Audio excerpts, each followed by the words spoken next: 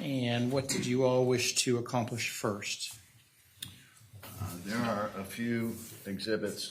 I think Nick's going to take. The only one I have to start out, Judge, is 2528006, which is not on this exhibit list for today, but has been the subject of prior attempts to get it into evidence. Can we pull it up for the court so we know which one we're talking about? We call it the Ashley Judd photo. So you said 2528, which page? 006. So is this a reconsideration of something I've already denied? Yes, sir. This is the best photograph we have of Beata Kowalski at the time that Beata's sister testified about her watching her father being taken away by the Polish version of the KGB. I've made my ruling. Denied. Let's move on to the next thing. Okay. Your Honor, the court had several policies to review over the weekend. Yes. Got them right here. All right. Do you need me to discuss them? Let me, because I know Ms. Crowell's was going to be looking at, or I'm assuming it was Ms. Crowell's, but perhaps Mr. Hunter, your team. So let's start with the meaty one, the determining legal guardianship for consent to medical care. Have you all had a chance to come to a position on this one? Yes, sir. Obviously, it's one of our policies. Just as obviously, it's a large policy that encounters and covers a lot of different issues, most of which have nothing to do with this case. And so our objection would be relevance and lack of foundation of relevancy.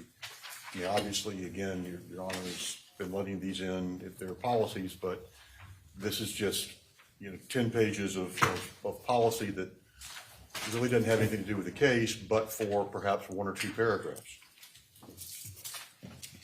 Well, are there paragraphs to which you agree and then we can perhaps redact the balance?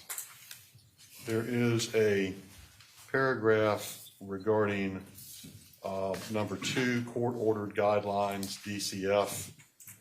That may be relevant to this. The remainder of it, we suggest the court is not.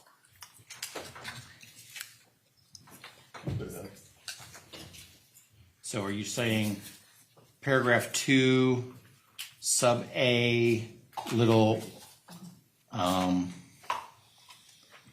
assume 2 or? Basically 2, Judge.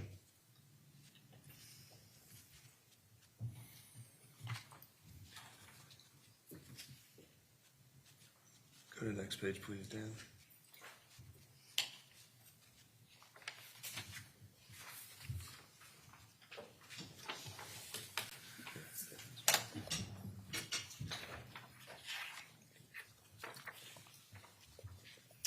Your Honor, we agree that's the relevant paragraph. Paragraph 2, subsection little 2.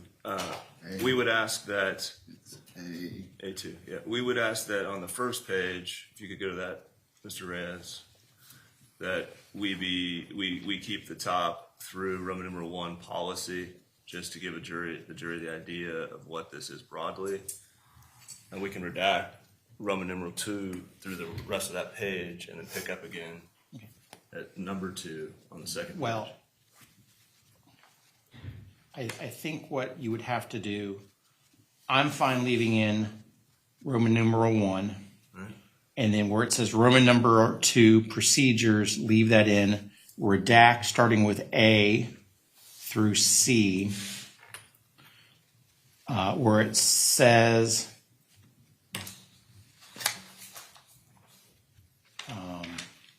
D, leave D in that first sentence in, and then redact out starting with number 1, legal parent. Sure.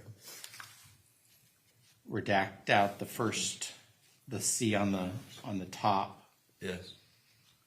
Leave in 2A, and then number is it Romanet 2? Is that how we call it? I don't know. Yeah, I'll take that. That's fine. Roman, yeah, wow. And then everything else is redacted. If we could go to the next page, Dan. Just, if you redact from. Go ahead, Dan. If you just redact from the end of page 281, you've probably covered everything else. The following page has to do with court-appointed guardians, adoptions, and other custodial orders.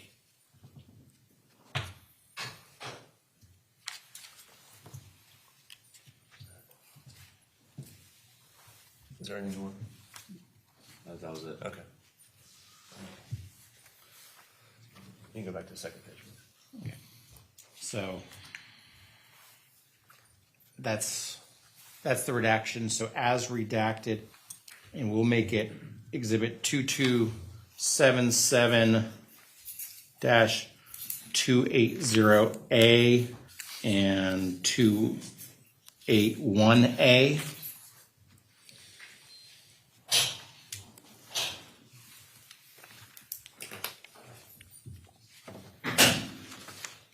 I suspect what we also need to do is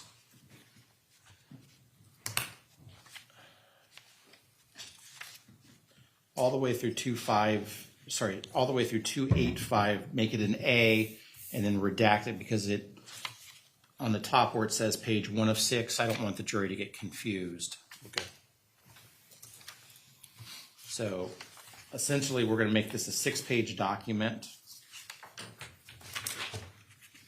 all with A. So it'll be 280A through 285A, and most of it will be redacted, except for pieces of those 2 pages. So can someone get a printed copy to the clerk at some point today? We will. Okay, so that takes us to the risk management policy. Is that the next one? Yes, Your Honor. Is that 2277-286? 289. I believe it's 289 to Okay. 291. And Mr. Hunter, is there any objection to the risk management policy 289 through 291 of Basically, Exhibit Judge, just, 2277? I'm sorry. I was just trying to call out the numbers for our transcript. Oh, wait a second. I've got a Dr. Richards here. It's our first witness, Your Honor. First witness. Okay. Dr. Richards, this is Judge Carroll. I see that you're here. There's some items that we're going to address. Are you able to hear me right now? You're muted, sir. So I suspect since you're trying to talk, you are able to hear me. How about now? I can hear you. Yes, sir. I'm Thank going you. to put you in the waiting room. Thank you, Your Honor. I was know trying that to- you. I'm sorry. I know that you're here. It's going to be a little bit after 9 o'clock when I call you back. Okay. Would you rather I sign out and sign back in a little later? You can stay on. I'm in a hotel in Philadelphia. I was going to grab a cup of coffee before I started on the trial. And Your Honor, not to interrupt, but there are some very significant issues we need to bring before the court on what we believe are a granted motion limited to exclude his testimony, so we will have to vet her before he testifies. He's not testifying as the standard of care. That's the Okay. concern. Well, Dr. Richards, if you want to sign off and go grab some coffee, that's fine. If I see you pop back in and then I put you into the waiting room, please understand that's just because we're not yet ready for you. Okay. Thank you, Your Honor. So going back to the risk management policy 2277, pages 289 through 291, is there an objection, Mr. Hunter? Just the relevance objection, Judge. That's Okay. it.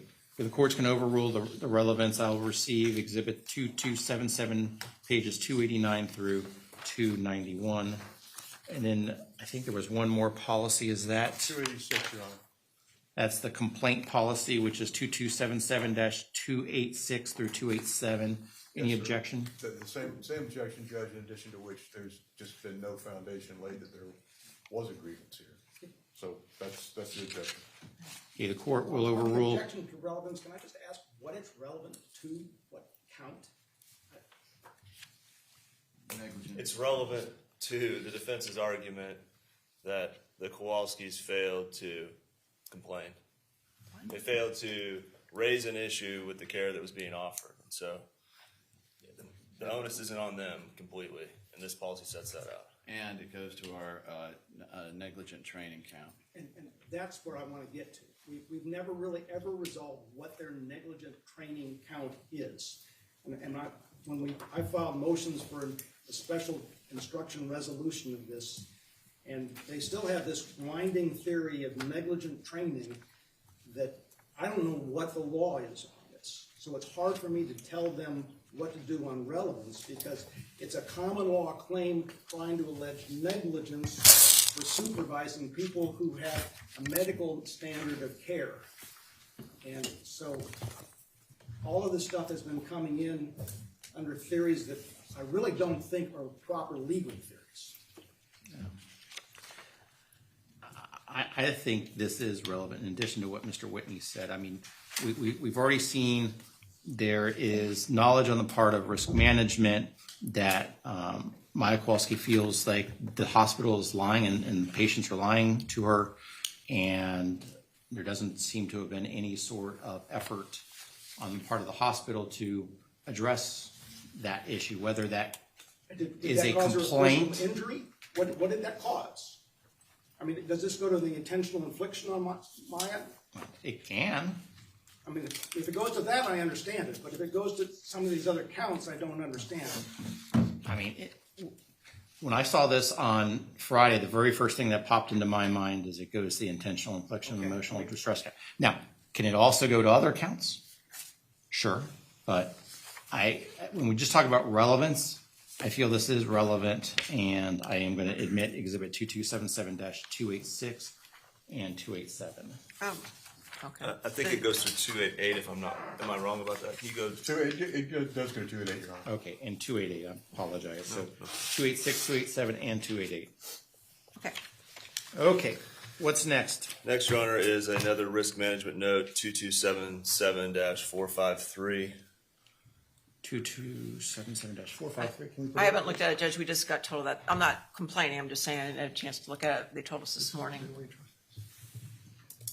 Haven't you already seen this? Yes. Yes, Judge. Yes, This yeah. has already been ruled out. There was a withdrawal ahead of the witness testimony. We were crunched for time, but we'd like to readdress.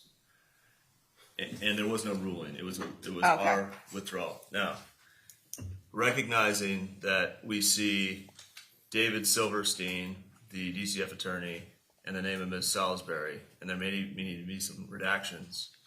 This is another note talking about the hospital's theory that these were the lesions were self-inflicted wounds, and you see the names of Dr. Elliott in anesthesiology. Then you see down below nursing notes, pull out first note now. Social worker supervision pictures. There's also I see now. Well, time out. Is there any evidence that a note in the medical chart has been removed? Is there any evidence to that? This is the evidence. How would we have evidence of a note that they pulled out and destroyed other than this note? Judge, that is such a huge leap. Plus, they want to redact contextual clues like David Silverstein, an attorney, Salisbury is an attorney. This gives the jury no information and just gives them a leeway to make speculative arguments in front of this jury with no evidence to back it up. It's an interpretation required that nobody is testifying about. What's the top right? What does it say? When a peer document why talking to the picture? Dr. Elliott again.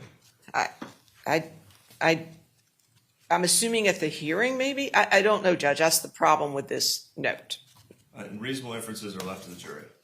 No, it's not a reasonable inference, Judge. Nursing notes pull out now. What's the reasonable inference? You don't know if that now goes to nursing notes pull out. There's circles, there's notes written all over the document. There's no connection to now. Maybe that meant, let's have a meeting now. Well, there's no way to interpret that. That's for the jury. All right. No. Even though this is in the risk management file, there's not enough in this note, and there's too much dependency matters to be able to appropriately redact it without changing the likely context. So I'm gonna not allow 2277-453. What's next? And Your Honor, if this does come, if there is testimony surfaces or an issue regarding this, then we could still use it for impeachment and cross-examination, can we not? Well, all I'm ruling is, right this second, is not coming into evidence. The scope of my ruling. What's next? Your Honor, 2221, we do not need to address because we admitted the risk management file below. And then 2246 would be the next.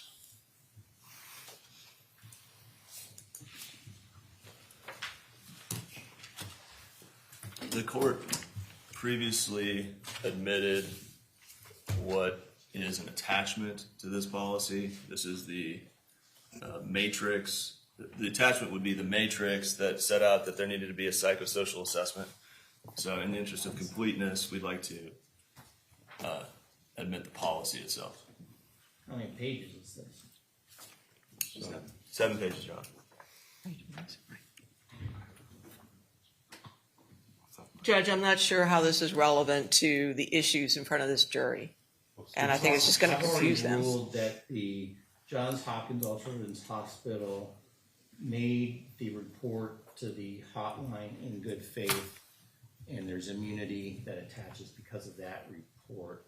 I don't see why we need to put in the policy about making the report, because the actual issue of whether to make the report or not is not an issue for this jury. So the court will exclude 2246. Judge, we're fine with redacting that. We're more interested in the procedures leading up to that without any mention of calls. We simply want the jury to know what the procedures are in evaluating these and diagnosing these before and it doesn't have anything to do with actually making a call, but in any circumstance, whether they make a call or not, there are certain procedures that they have to follow. 2246 is out. What's next? I think that's it, Your Honor. We had this letter from Deborah Salisbury, but I do believe the court's previously ruled on her written communications to the hospital. Let me just, because you're going to be resting this morning, right? We are. Okay. So I need you to make sure if there's any exhibit that you're going to need in your case in chief that is not yet in. Now's the time. Now's the time. Understood. Do you have anything else for Dr. Richards or Dr. Corkrin? Judge, they're also calling more witnesses than they had indicated on Friday. We've got more than Dr. Lawrence. Dr. Sorry, Miss Lawrence. I just scanned the room and saw you. Dr. Richards. Dr. Richards, and then we have a few questions for Dr. Corkrin, and that's it. You're not calling Deborah Salisbury? No. Oh, No okay. time. Okay. One moment, Your Honor. That's it. These are in. These 2, 5, and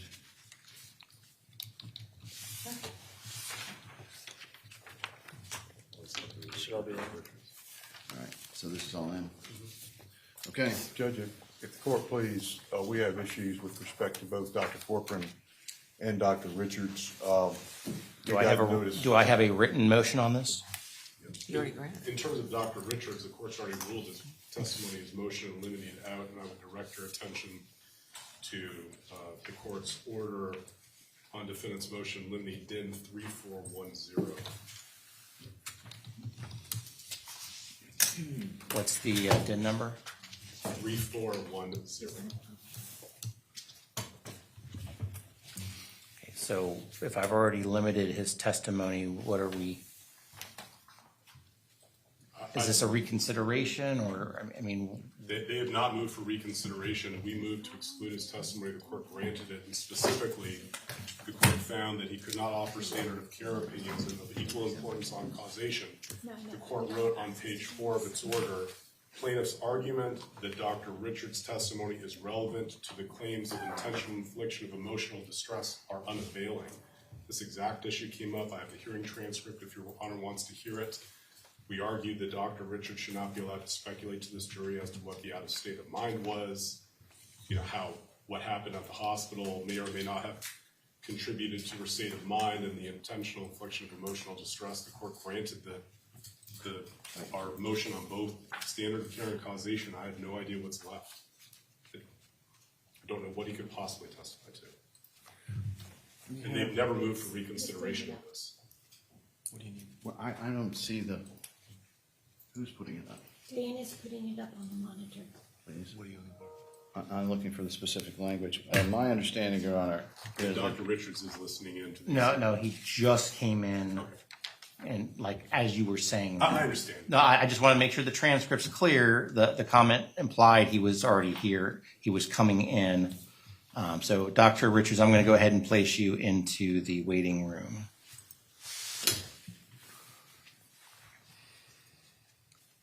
Okay. I've got my order up. So what is this witness going to be used for, Mr. Anderson?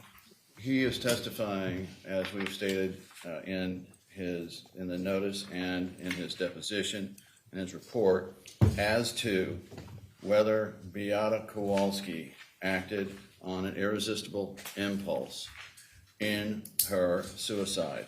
And there's the court's order and their argument, and I've seen the transcripts as well, was based on the determination that Dr. Richards is not qualified under 766.102A as to standard of care opinions. He is not testifying in any way, shape, or form about the standard of care of any physician here. He is a causation expert as to the suicide. And I do not read this order as excluding him from testifying within the disclosed area. And if the defense wanted to exclude him as to the suicide itself, then that should have been part of their motion. And we do not read the court's order. We read the court's order as directed towards Dr. Richards saying anything having to do with Dr. Cabot or Dr. Katzenstein may not be allowed, and any other physicians. And so what was not addressed, and so we did not ask for rehearing because the court didn't order that he couldn't. Well, let me ask this. Was the original underlying motion directed to the irresistible impulse under a intentional infliction theory? Yes, Your Honor, and that was specifically argued at the hearing transcript. Do you have that transcript for me, please? Yes, Your Honor, if I may approach. Sure.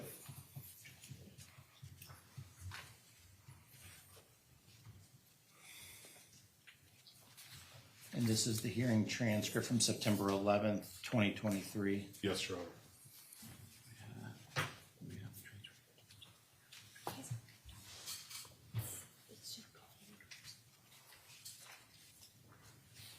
And Dr. Richards is a psychiatrist. Yes, sir. Yes, He's a Your Honor. board-certified psychiatrist licensed in Florida, Right, I'm going to get into that too. 35 years of experience.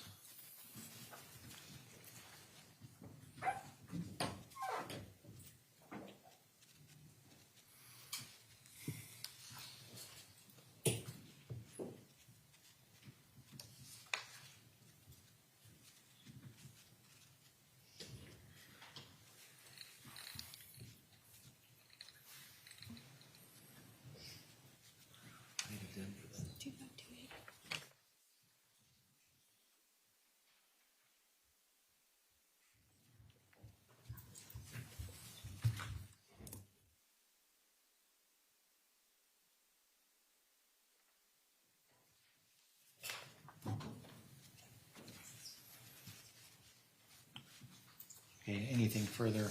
Yes, Your Honor. This was an order in limine, which the court may readdress at any time.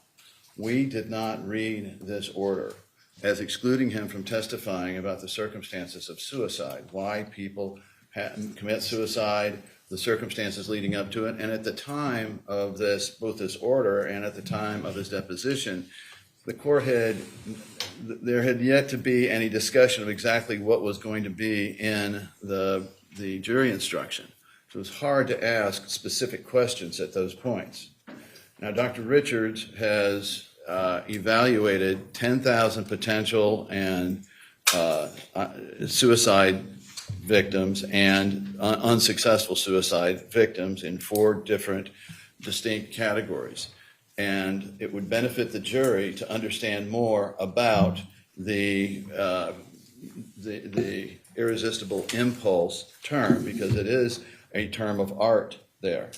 And so, again, I do not see if, as long as we stay away from any standard of care, I don't see where his testimony is excluded. I grant you that there's language about intentional infliction, but there is more to that than simply the suicide. So, And I'd like to point out also, Your Honor, at DIN 2528, the court denied the defendant's motion in limine to exclude testimony pertaining to causation of Beata Kowalski's suicide. That's an order in the lead up to the last attempt at trial on March 28, 2022. This one's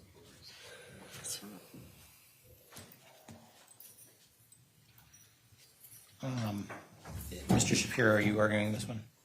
Just two issues. One, obviously, this is the order that's controlling in advance of trial. I don't think, Your Honor, could have been any more clear in your order on the motion in limine that, quote, plaintiff's argument that Dr. Richards' testimony is relevant to the claims of intentional infliction of emotional distress are unavailing. As you've seen from the hearing transcript, this was exactly what was argued by my colleague, Mr. Hunter, that not only are they trying for standard of care, but they want to bring Dr. Richards in to talk about the state of mind of Beata. This was motion eliminated out. I would just add, if Your Honor is inclined to abide by the previous ruling, I can stop, but this is going to open the door tremendously. If he's going to talk about substantial factors of Beata, then the only way we can cross-examine this is to talk about the substantial factors, including her fainting at the first dependency hearing, the fact that there was other final adjudications coming up on February 21st that could have been a substantial factor. But again, I don't know that we need to get into this because it looks like the court's already dispositively ruled on Dr. Richards, and as I know this court's frustrated by our attempts to try to move to exclude experts on the morning of their appearance. This is an attempt by the plaintiff's counsel to seek relief from a very clear order from this court on the morning before Dr. Richards is about to testify. I don't know that Your Honor could have been any clearer on this exclusion. Well, let me give you my thoughts right this second. Certainly, it's clear that he can't talk about the standard of care, especially with those other doctors. And to me, that was the thrust of the motion. Now, it is clear that there was discussion about what Mr. Anderson is now identifying as the irresistible impulse. I feel that I might have made a mistake on putting in that sentence, because the issue of irresistible impulse is an issue in this case, and I don't see how this doctor wouldn't be allowed to testify. Now, if I'm going to be changing my ruling on this issue, obviously it impacts the defense, so I don't know if you would need additional time to prepare a cross-examination for this witness, since I think I am going to reverse myself on this issue. Only on the irresistible impulse, not on the inability to talk about the standard of care as to the other doctors. I think that's clearly out. Yeah.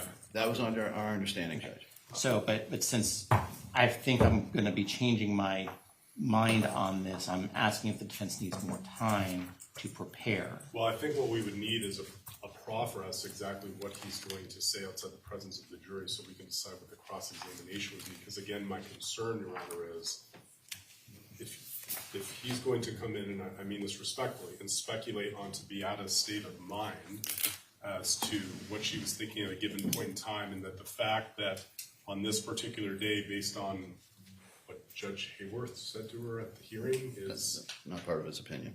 you see, it's hard for us to prepare a cross because I don't know exactly what he's going to say, but my concern is if they're going to say that something happened that made it a substantial factor or suicide, the cross-examination of them has to include, and I think the door's already been opened perhaps by Mr. Kowalski's testimony that she ought to kill herself to free her daughter when we know that there was a final hearing on this on February 21st, but we cannot defend against a substantial factor, whatever the test is going to be on intentional infliction, especially through expert testimony, if we can't bring in all the other substantial factors that we believe were actually causative.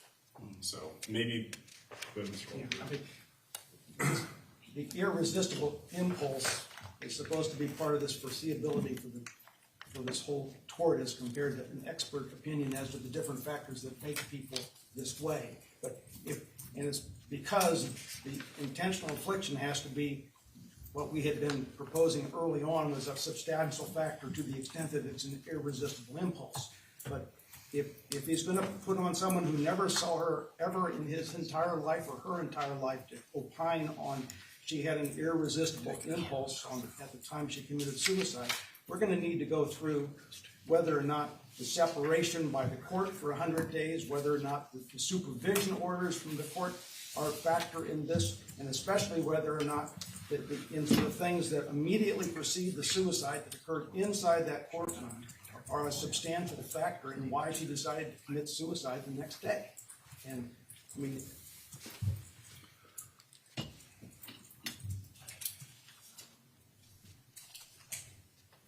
I feel like I got this call wrong. As it relates to the irresistible impulse issue. I'm sorry, I feel like I got that one wrong. And so I'm allowing or inquiring, because I'm assuming you took his deposition ahead of time. So it's not like you didn't have an opportunity to talk to him. It's just preparing for his testimony today based on the court's prior ruling. I can see that was impacted you. And I would fully recognize that. So that's why I was asking those questions. I think the best way to handle this procedurally, noting our objection for the record, is to hear a proffer from him on what he would testify and then allow us a little bit of time before we inquire and bring him back in front of the jury. Well, Like a break. he's here now, so what I would suggest, Your Honor, I would point out that the defense spent at least 6 pages in the deposition going through the suicide and going through the culminating events and going through diagnoses and going through, in fact, he gave the authorities that he was relying on, not that he can testify to them here. The point being, if we can call him, I have no problem with making arrangements to bring him back later if the defense would like to cross him after however much time. I am going to go with the defense idea of doing a proffer. Sure. Let's tell the jury it's going to be a little bit of time before we call them in and just get them to be comfortable. We'll talk to them now, and then we'll see where it leads us. To further gum up the works, Judge, we were told yesterday midday that Dr. Corkrin will be coming back. We've not been told why. We haven't been told what the scope of his prospective testimony is, and we'd like to get some idea of what that is before we get bushwhacked on that. Can you tell us why Dr. Corkrin's coming back and what it's going to be for? Yes, Your Honor, and I could have sworn I sent a text over to counsel that explained this, but he is testifying on direct. The court may recall that he testified to his concerns over the setup of information flow in the management, and he covered in there the negligent training, the improper and lack of training to the nurses and staff baiting on this. I am bringing him back to testify as to the negligent training of the doctors, which I neglected to ask him about during the course of his testimony. Now, we spoke about this topic, but we did not get into the for some reason, I didn't include the doctors looking back on it. And I am fairly confident I sent a text over to both counsel in the morning,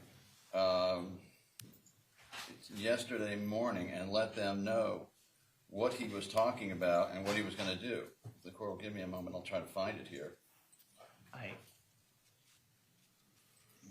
It's not, okay. You have an idea now as to why? So can we just start with the proffer of Dr. Richards? But on that, where he's going is he wants to have an ordinary, reasonable, negligent standard of care for hospitals to train doctors. And that's just not the law. It's not in 766, it's no place. Can we deal with that issue after we deal with Dr. Richards? Yep. Sure. Okay. Let me bring in Dr. Richards. Where is he from? He's well, he lives in Port St. Lucie, but he is actually had a death in the family, and he is in Philadelphia. So that wasn't enough. All the other stuff that happened, he had a death in the family, and he was up there for a funeral. So he is at a Marriott in Philadelphia.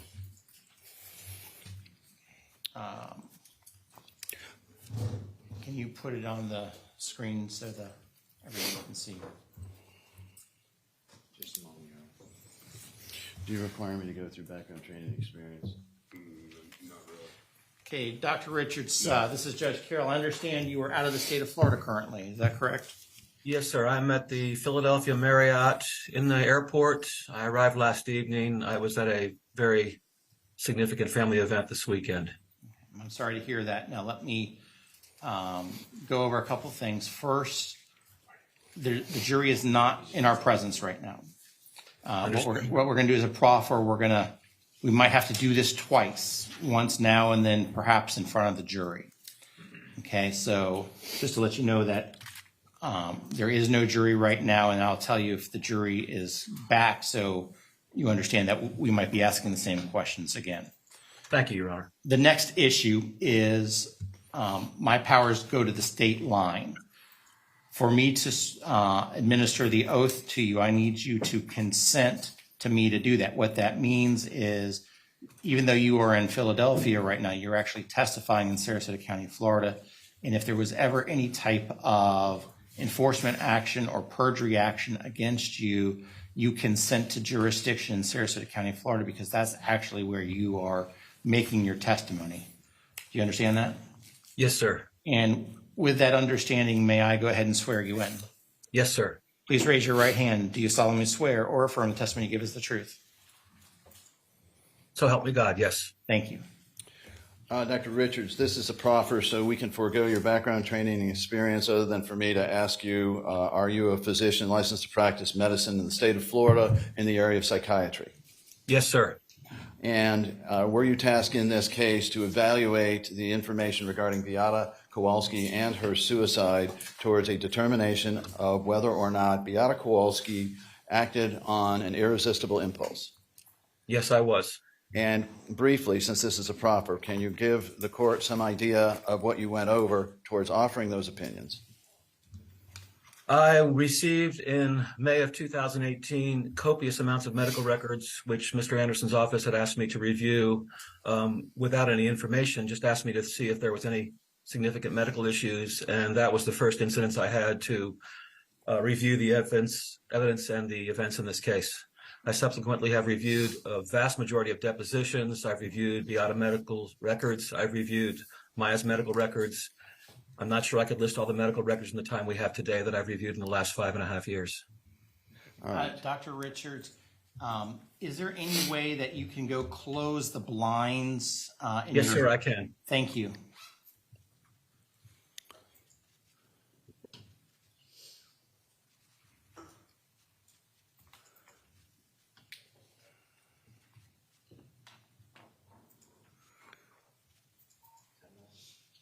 Is that better, Your Honor?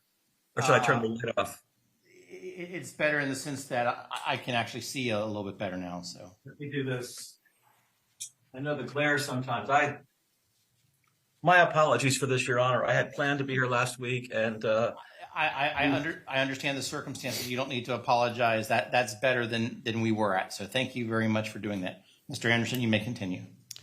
So, Dr. Richards, then, can you give the court the benefit of the methodology of your analysis towards determining what drove Beata Kowalski to the suicide and the basis therefore. So right now we need to talk about methodology.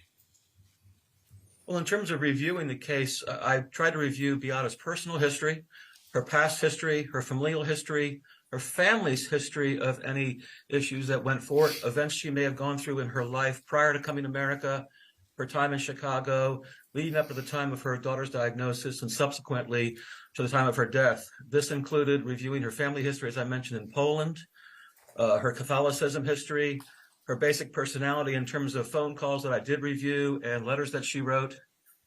I think that's pretty much most of what I covered. I'm not sure if there's anything else I could add. And as a retained expert in this case, did I provide you information concerning the testimony of Beata's sister in this case to the effect that she had witnessed her father, apparently a dissident in Poland, being taken away by the state? Yes, you have. All right. And so now, again, this is briefly now, can you describe to the court then your analysis leading you to your ultimate opinion as to how or what caused Beata Kowalski's suicide? I can. I want to apologize. My records are in Florida, but I have been in this case for a long time, so I'm going to do most of this out of memory. In my opinion, this case centers around the fact that Beata Kowalski was placed in a situation where she had all of her personal and psychological defense mechanisms overwhelmed by the system of Johns Hopkins in their behavior towards her. In this, she lost her own personal identity. She lost her professional identity. She lost control over all areas of her life. And we know in psychiatry that conflicts of loss and control lead to emotional instability. And as she lost more and more of her control over life and had all of her defense mechanisms overwhelmed, it is my opinion that the last defense mechanism that she had left was some altruistic surrender, where she, in a sense, was able to put herself in a bullet in the path of her daughter. An altruistic surrender is basically giving up of yourself for the health of another. What, if any, effect were the parental instincts and survival instincts in conflict? That's a great question. People have talked about maternal instinct, and during this case, I reviewed some of the biological literature, the human literature, and it's unequivocal that the maternal instinct is a biological and sociological phenomenon that is there even prior to birth. We find changes in hormones, we find changes in the brain activity in the MRI. There have been instances where women and animals have shown anger and erratic behavior in an attempt to protect their offspring. And to me, in this case, I felt this was a very strong indicator of Beata Kowalski's state of mind, although we aren't able to speak with her directly. Based on reviewing of her writings, on her telephone calls, her education, I feel this is an intelligent woman who basically overwhelmed the defense mechanisms, and the only action left was altruistic impulse. And so can you then describe for the court, in your view, based upon your review of the records and the facts leading up that evening of Saturday, January 7th, to her suicide, how you believe this was, as you said, an irresistible impulse?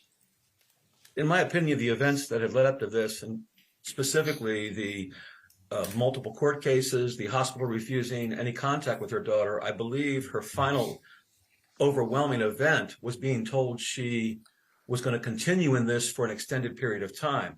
And human beings, every one of us has a tipping point of stress to which we cannot tolerate anymore. We literally learn helplessness, and we just let the process take. There's a specific study where mice are put in and shocked, and after a while they stop trying to get out of the cage and they just allow themselves to be shocked and they die. And in a sense, to me, this is the human portrayal of that animal experiment. This woman had done everything she could to prevent harm to her daughter, to protect her daughter, and the only aspect she had left was the altruistic surrender of her life. And so what role did Beata's knowledge, as you've been able to discern from the record, as to the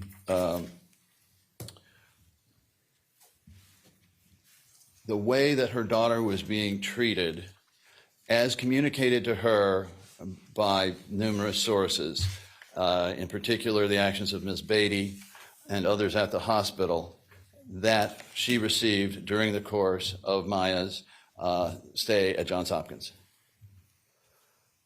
think there's a variety of things that went on. Specifically, though, that once that struck out to me during this case is the concerns of Maya, the mother and the father, of retaliation upon them. And that fear of retaliation specifically to Maya, which I did see earlier in the case, that Maya herself, which I had not had the opportunity to know, Maya herself said that she felt a fear of retaliation. In this aspect, I have a sense that as an adult psychiatrist, human beings who are parents, when they fear their children will be in trouble because of their actions, are fearful now of retaliation to their children. And based on the events of the 80-plus days in the hospital, to me, it's very apparent as a psychiatrist that there was a significant fear of retaliation to her daughter based on her behavior. And I feel strongly, in my professional opinion as a board-certified psychiatrist, that that was a major factor in her impulsive suicide. Do you have an opinion based upon your background, training, experience to a reasonable medical probability as to whether the tipping point, so to speak, to Beata's suicide was learning that Kathy Beatty was abusing her daughter? That, to me, is a massive piece of information. Any parent that would find out that their child is being psychologically, physically, emotionally, or any of the above would have an absolute enragement and would cause impulsive, distorted thinking. So on this evening of January 7th, 2017, do you have an opinion based upon your background, training, and experience into a reasonable medical probability as to whether Beata Kowalski acted on an irresistible impulse to take her own life? Can you repeat the question again, sir? Sure. Do you have an opinion based upon your background, training, and experience into a reasonable medical probability whether on that evening of January 7th, 2017, Beata Kowalski took her life based on an irresistible impulse to do so? Yes, sir, I do have an opinion. And what is that opinion? It is my professional opinion that Beata Kowalski's suicide was an impulsive act based on her cry to get her daughter home, and it was her final option. And in my opinion, based on her life history and her religious aspect, I feel that she, in a sense, made a deal with God of take me instead of my daughter. In a sense, it became similar to a Sophie's choice that we now know about, an impossible decision where there was no right answer. And that's why I differentiate this from altruism to altruistic surrender. In altruism, you do something nice for someone else, knowing that you'll be nice about it. Surrender is you don't care what happens to yourself and you do what's right for the other person despite what happens to yourself. Do you have an opinion based upon your background, training, and experience to a reasonable medical probability as to whether Johns Hopkins' actions in continuing to allow the interaction between Kathy Beatty and others with her daughter and Beata's knowledge of that was a substantial factor in her suicide? Yes, I do, and I feel it was a strong and significant substantial factor in the events that led to her eventual demise. Your witness. I don't have any questions. I just have argument based on this testimony that I'd like Dr. Richards excluded. Okay, Dr. Richards, I'm going to put you back into the waiting room. I suspect it's going to be a few minutes, okay? Thank you, Your Honor.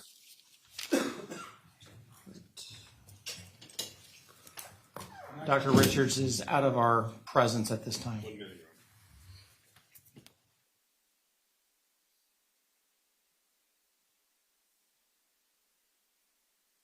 Your Honor.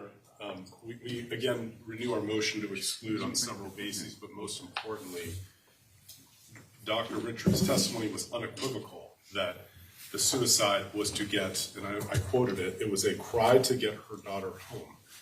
All Children's Hospital is not responsible for the separation of Maya from her family, period, point blank. And that is the reason for the suicide.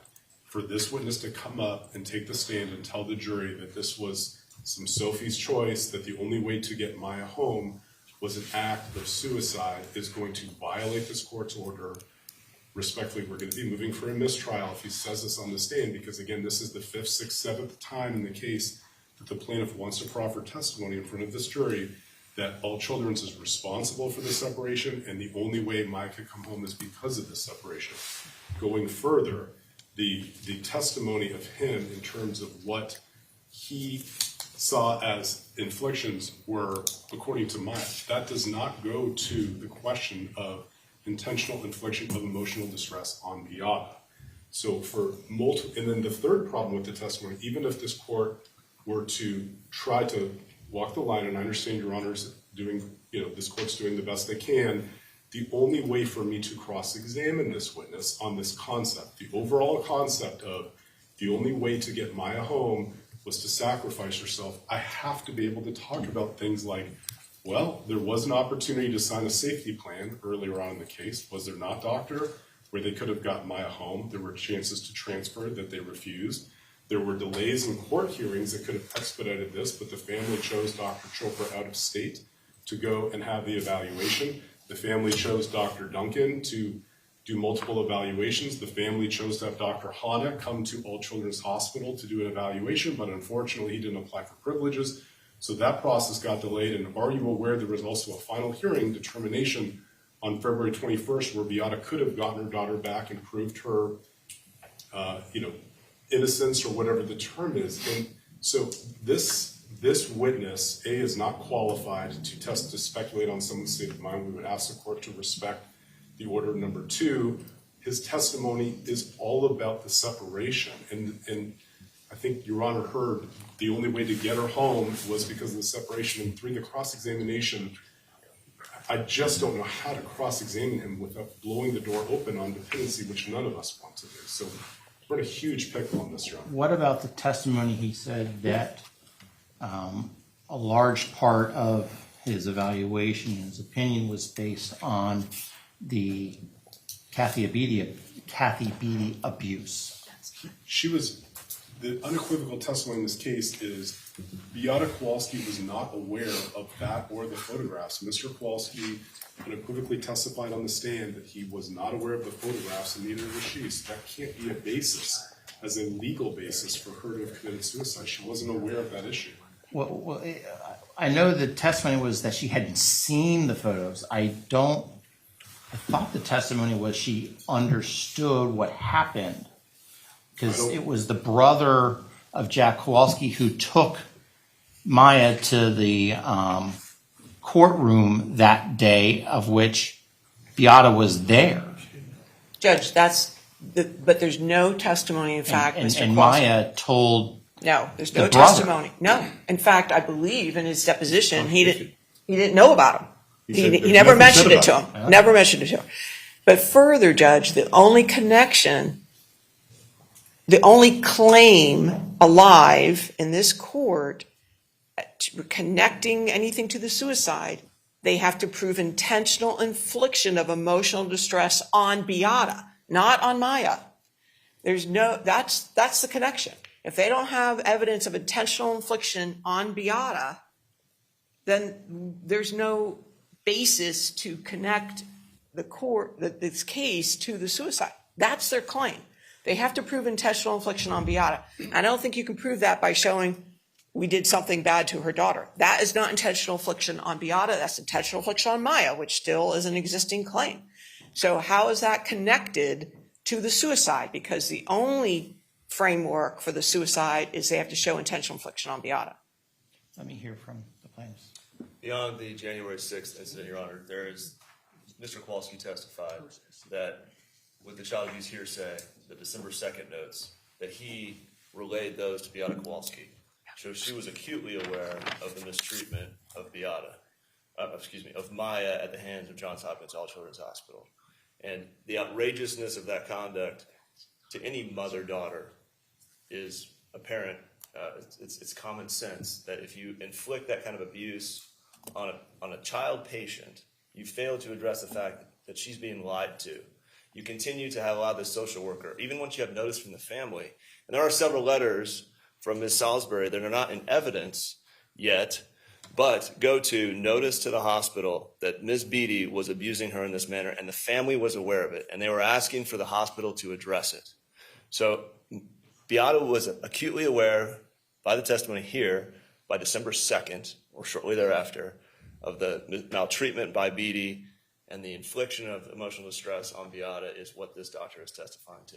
Not only that, Maya testified to her ability to tell from the inflections in her mother's voice, the way her mother's approach to calling her, talking to her, the way that Beata seemed as time goes on to run out of things and become more hopeless, that Maya knew and could tell that the effects on her were having a tremendous effect on her mother.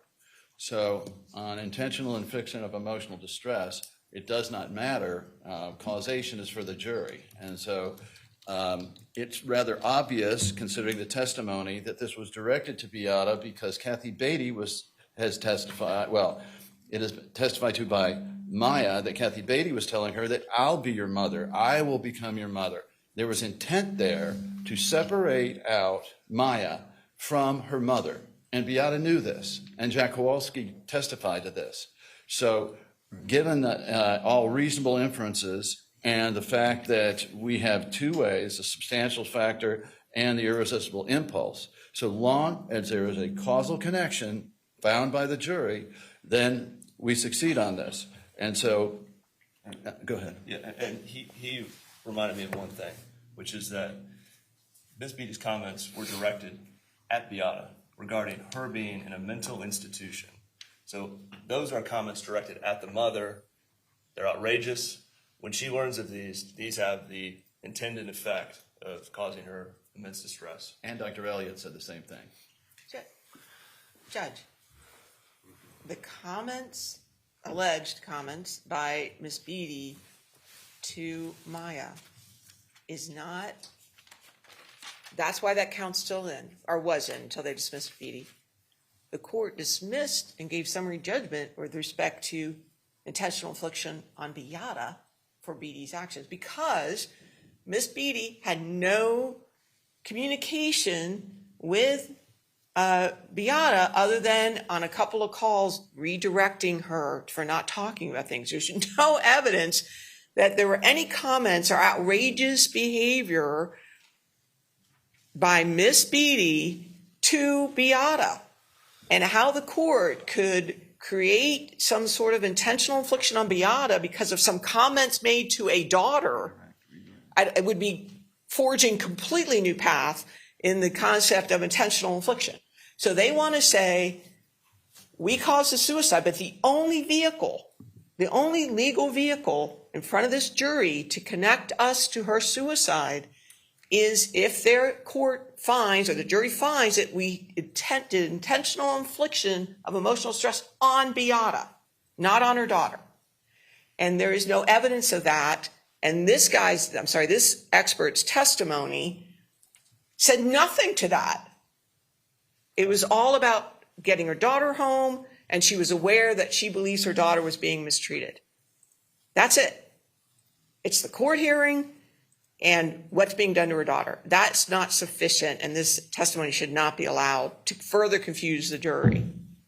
In Your Honor, Ms. Crawls brings up a good point, which is the direct interaction between Ms. Beatty and Beata, including what Dr. Richards touched on here, which is the importance of her Catholic faith and the evidence in the record that Ms. Beatty felt compelled to interrupt prayers. We have the guardian ad litem testifying that she felt it improper, that Beatty expressed to her directly that she felt it was inappropriate that Beata would attempt to pray with her daughter, contrary to the patient's bill of rights at the hospital. So that is direct interaction between Beatty and Beata to provide the immense emotional stress. First of all, that testimony was... Not to mention all of those redirect. First of all, that testimony was that Beata had hung up and the comment was made just to the guardian ad litem supervisor. So, again, there has to be intentional infliction, outrageous behavior to Beata. There's no testimony. And his testimony, the expert's testimony, doesn't even say that's true. He's talking about what was done to the daughter and the mother's desire to bring her home.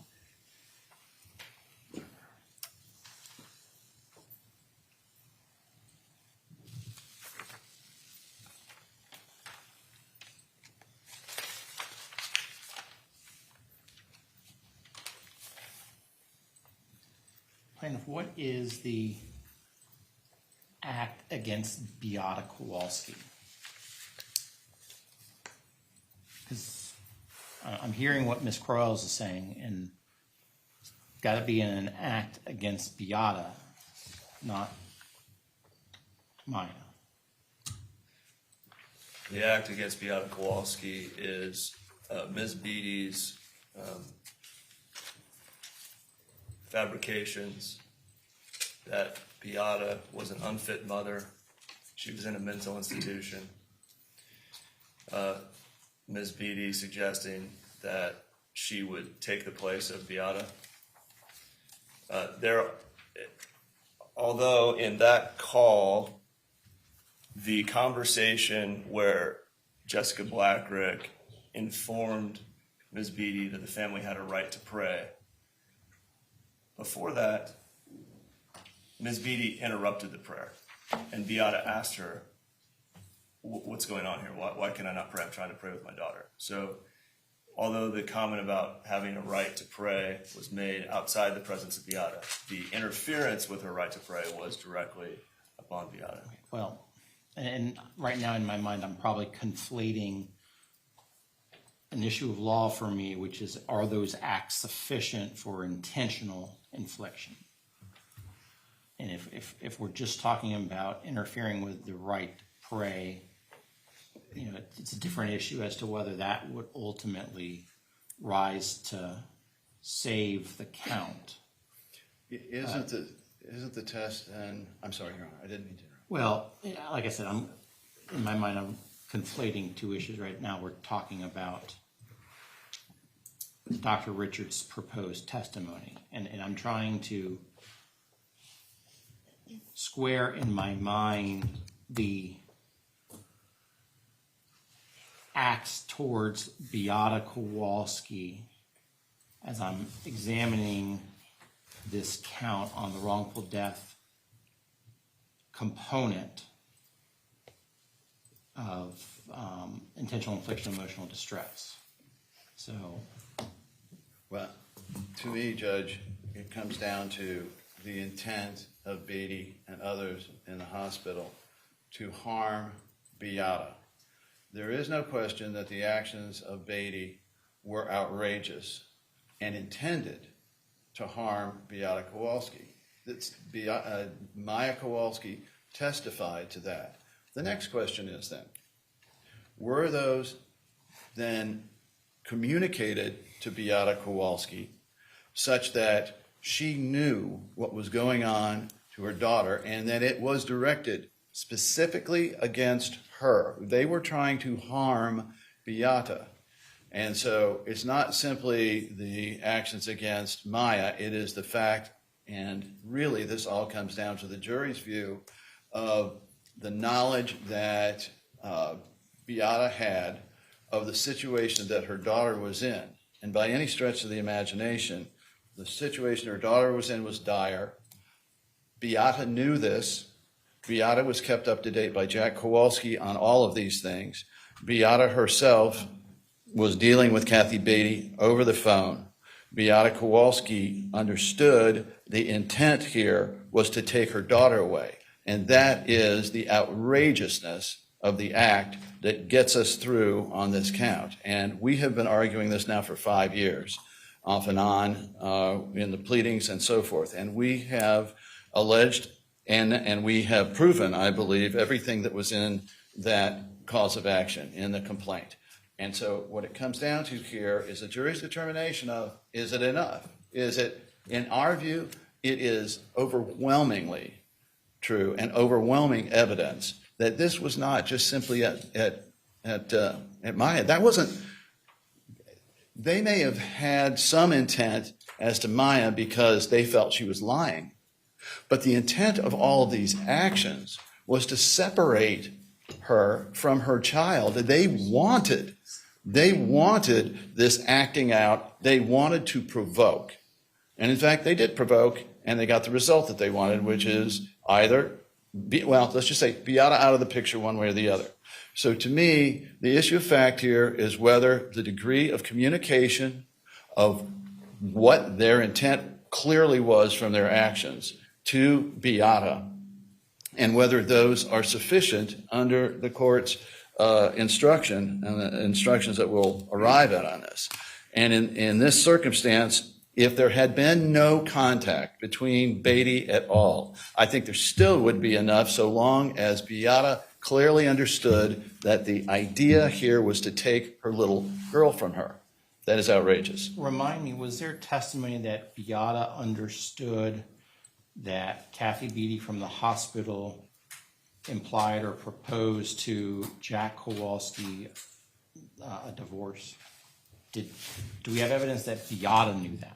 No, I thought so. no, Judge, but again, If there's any problem with that, I'll put him back on. I'm certain that it's true that he communicated to her about that. And remember, Judge, this was not exactly an isolated thought here, because the Kowalskis later on themselves had it suggested to them about it. So Beata was clearly aware of the, I don't know if you call it danger or what, but Beata knew that Beatty was trying to separate her, and I believe the testimony will be from Jack Kowalski, that she knew, Beata knew that Beatty had suggested to Jack, have you ever thought of getting a divorce, or words to that effect, we should get a divorce. Some words that indicated the important thing to me anyway here is whether Beata understood that the mission, the purpose here was to take her little girl away from her. That's the outrageousness of the act. I mean, the outrageous stuff, the battery and everything against Maya is of course incredibly outrageous. But in this circumstance, the important point is it was part of a plan, and that plan was to separate Beata from her daughter and create an atmosphere where Beata would go nuts, essentially. That she knew her little girl was getting abused. She knew there was a woman in there that she could not get to, so to speak, or could not defend her daughter from. And that's what drove her into the suicide. It wasn't, that's the best way I can put it. I cannot imagine anything more outrageous than planning and intentionally trying to communicate over to Beata in every way that Beatty and the others had, that we're going to take your little girl away from you. And we're not going to do it legally. We're going to make sure we're going to use this system and everything we can do here, including hurting your little girl, to drive you to the point where you either act out in court, and so the judge does it, or you commit a crime and the criminal justice system does it, or you take your own life. It's clearly foreseeable that a mother in this situation could and would take her own life. So again, if we need to clean up that, I thought we had plenty of testimony on that. I can certainly put Jack on the stand right now and have him testify. Judge, it doesn't matter. It doesn't matter if he shared that, which, by the way, was suggested by his attorneys. No, these are two different So things. the cause of action, and I think the plaintiffs deliberately are blurring these lines as much as possible because they know that they tried all different ways to get the suicide as part of this cause of action. What they are left with by this court's rulings is that there has to be an intentional infliction by the hospital directly to Beata. And there are, conspiracy is summary judgment out. Their whole theme that they're arguing here is not in front of this jury. They want to try to get back in things that this court has already removed from this cause of action by trying to argue that intentional infliction on Maya is intentional infliction on Beata. And that's not the law. It has to be outrageous behavior to Beata. I'm going to give everybody 2 more minutes. I'm going to take a 5-minute break and kind of sift through this in my mind, and then I'll come back and give a ruling. So each side gets 2 minutes. Plaintiff's going to go first. Go. Okay.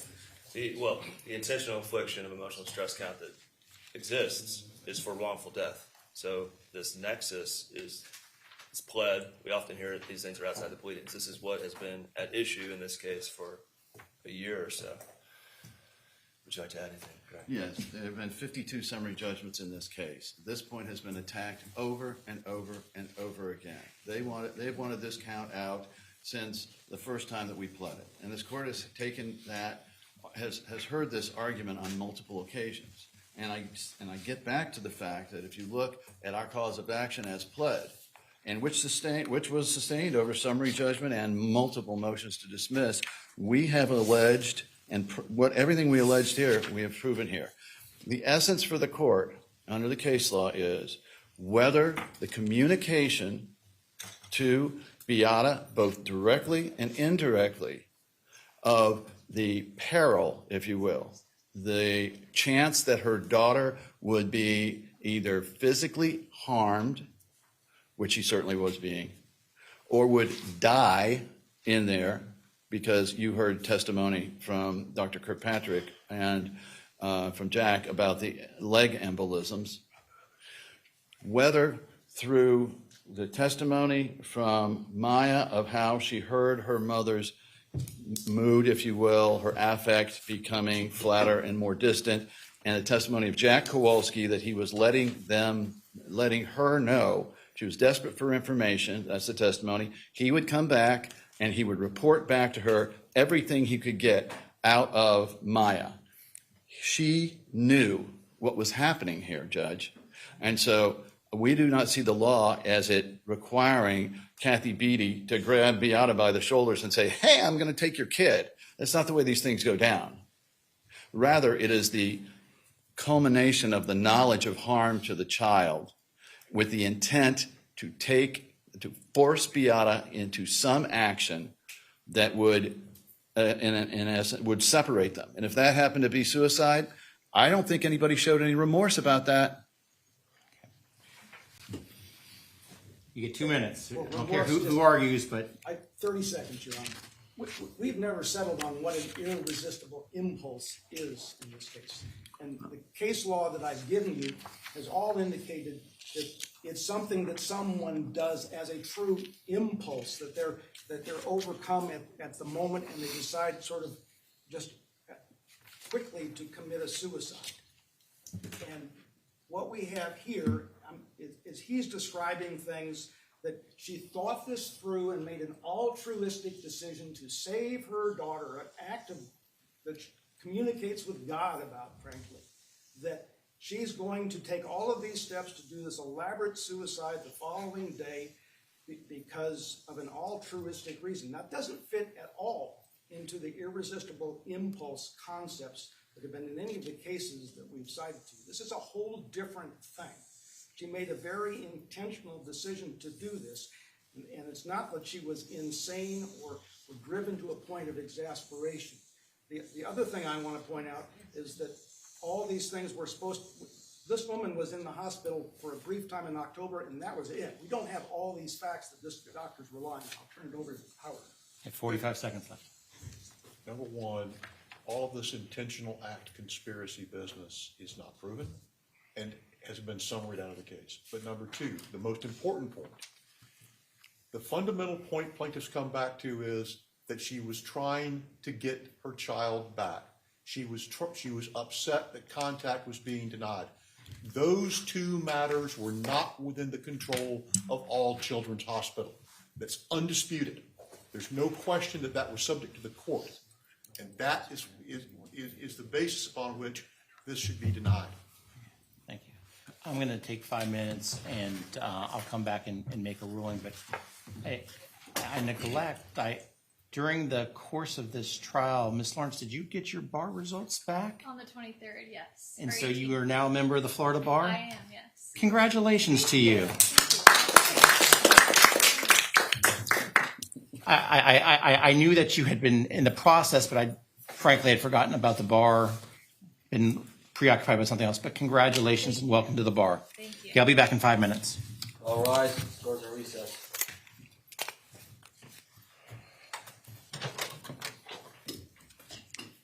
Let's check. Boy, that was pressure. I was going to say, I started my firm. I was thinking this bar being sworn in 48 years ago.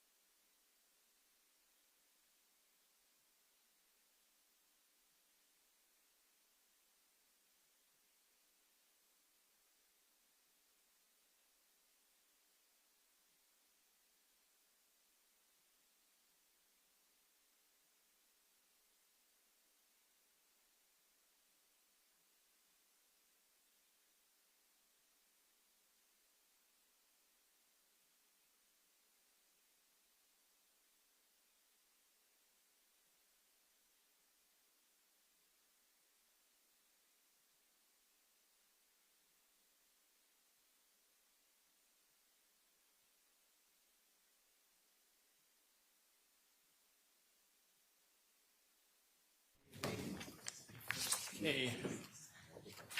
Please be seated, everybody.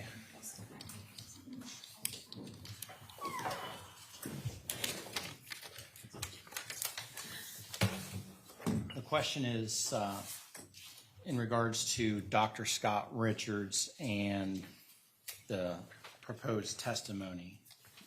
Previously, I had entered a in limine order that precluded him opining about standards of care of other physicians, and I maintain that order, and the plaintiffs are not challenging that. The question is whether Dr. Richards is able to give testimony and opinions relative to the intentional infliction of emotional distress, which there was one sentence in my order that implied that he could not. This morning I said that I think I made a mistake. Having listened to the arguments, I continue to believe I made a mistake on that. I find that Dr. Richards' testimony goes to the issue of wrongful death in the intentional infliction of emotional distress. And therefore I am going to allow his testimony in. Now, with respect to the defense, I know again, I'm offering if there's, if you want to delay this testimony to give you time to prepare a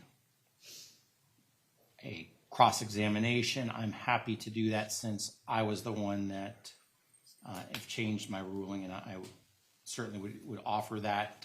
We can tell the jury we can start in your case in chief, and then we can call back. I appreciate the offer from Your Honor. We would like to get this this witness done so the plaintiff can rest. Now, with respect to, I don't know the terminology, but you suggest that you want to get into items that occurred in the dependency hearing. So I guess we need to talk about some of the boundaries, if you will. One thing that I heard you say, and if I'm misinterpreting, please let me know. And I'm certainly, one thing is you wanted to bring out the fact that there was still a final hearing that would be about a month later. And I think that concept is fine, that, the concept that, there was going to be a final hearing in the dependency court, a month later. I think that is not objectionable to getting into the sum and substance of the dependency. So I think that's okay. Now, with respect to the concept of Johns Hopkins All Children's Hospital not being responsible for the shelter, I agree with that. And there was a comment that Dr. Richards made. There was a single comment that implied, or maybe even expressly stated, that the hospital is responsible for, right? Someone's going to have to talk to him to say that that issue is not allowable. Okay. So what were the other parts, Mr. Shapiro, that you wanted to get into that we can talk about? Yeah, so Your Honor, we And Dr. Richards still is not in our presence. Whether I ask it or not, but we would need the court's direction. Can I ask this witness that one of the basis that upset Beata was the denial of a hug at the last hearing? I will tell you, I don't want to get into these issues, but I feel like I can't effectively cross-examine. And just to make the record, we do not want to get into the dependency action, but I feel constrained that we have to some degree, in order for this jury to have the proper context, that one of the reasons that Beata was so distressed is because Judge Hayworth denied her the ability to hug her child at the last hearing. And is it your contention that that is what led or contributed Ms. Kowalski, Beata Kowalski, to die by suicide? Yes. Okay, do you agree? Judge, that has been their contention throughout this. I think that would be based on what his ultimate testimony is before this jury. I do not intend to get into anything other than Kathy Beatty's role in this in his direct examination. And the instruction is caused or contributed to, I believe, and not only at one level, but also the basic jury instruction in wrongful death. And in this, is causation is not, is this the only reason? Is it one of the reasons, substantial reason? So if they want to get into that, I object to it, obviously. I understand their position. It does open a lot of doors that I don't think need to be opened, given this witness's testimony. Your Honor, he in his proffer has already said that the irresistible impulse was brought on by the length of the proceeding, by the visitation issues, and by the fact that the trial was going on even longer for this hearing. He needs to say those things, and then you need to say that none of those things are our fault.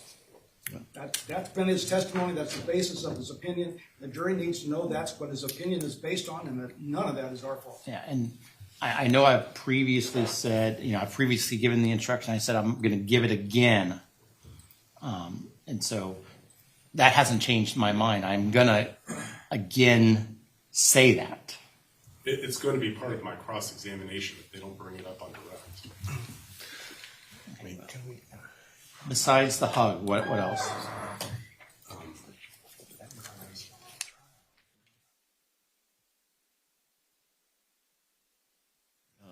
No, I'm asking the defense. Yeah, one moment, Your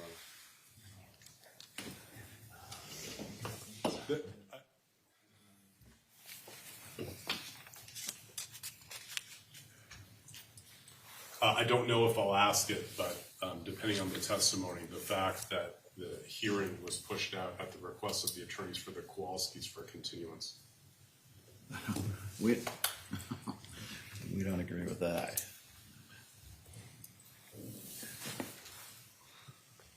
Or rephrased differently, that the attorneys for the Kowalskis did not ask for an expedited hearing on this.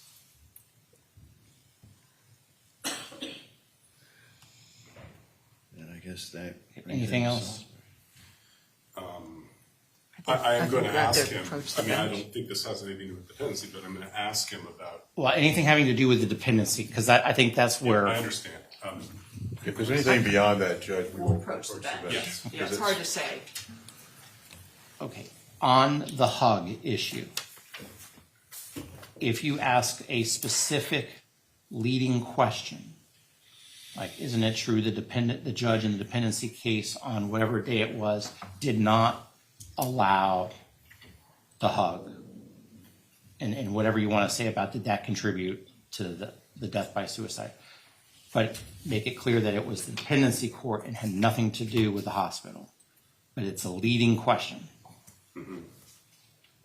As far as the issue about the delay or the length of time of the dependency, I don't think that one I'm going to allow, because ultimately the dependency action was a very complex issue, and what the lawyers needed to get ready and all of that is, I don't want to get into those types of issues, and I think that really would be getting into Chapter 39. So, Judge, what about, can I ask, what about the fact that she was aware that there was going to be a final hearing in February? I think I already said the final hearing Oh, okay, was okay. fine. So the hug is fine, the final hearing is fine. The question about a continuance / I think is not I fine. understand you're on an all approach if there's anything else that comes The up. continuance or the length, because, I mean, by the book, this was supposed to be over as a dependency by December 9th, and it just didn't happen. The continuancy / length is not something that I think are appropriate questions. But he's testified, and it's only rational that the length of the stay in the hospital and the length of this dependency proceeding are all interrelated. But you're going to get an instruction talking about the fact that the Okay. hospital is not Okay. responsible.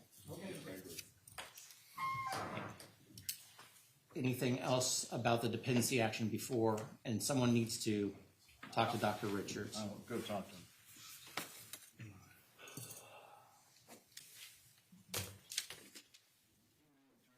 phone. Well, what I'm gonna do is I'm gonna bring them in and say that you're gonna call them, and then we're gonna start. So Go ahead. I'm gonna bring them in.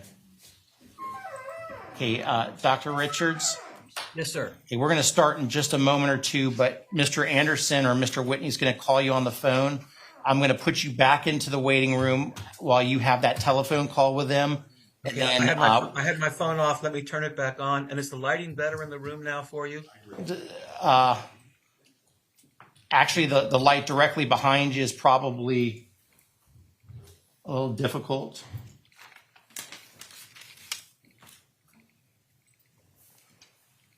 Is that better? Well, It's well, dark. well, let's turn them back on, and we'll just How about that? That's the best so far. That's Okay, perfect. I tried to adjust while I was away. and Thank, you're- thank you. Let's go ahead and have that conversation. I'm going to put you in the waiting room. Thank you, sir. Let them know we're like 5 minutes away.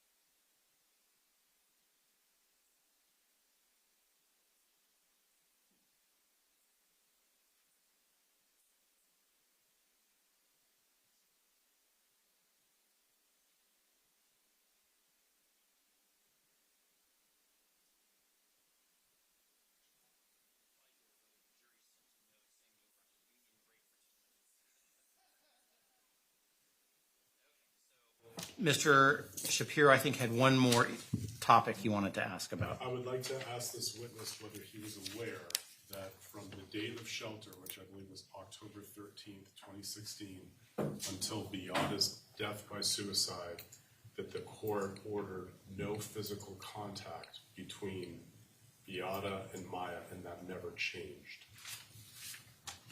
I do not want to get into anything having to do with those orders or the specifics of them, because it makes on redirect a lot of issues open up that shouldn't be opened up.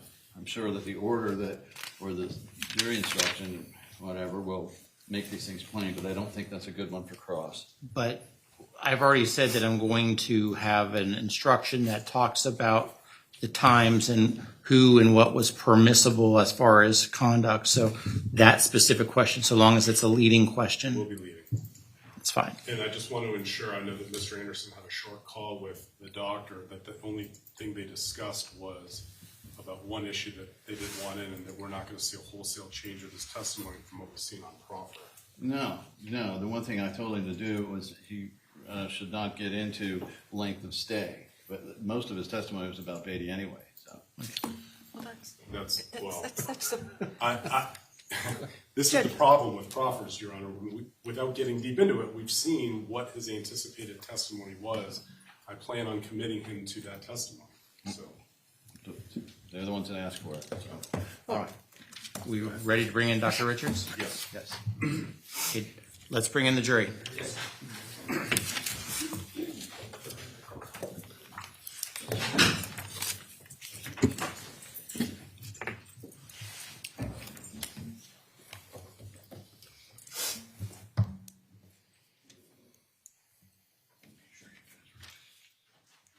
All rise.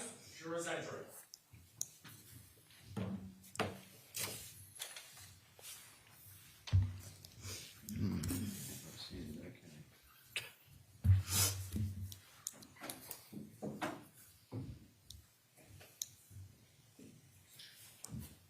Okay, please be seated.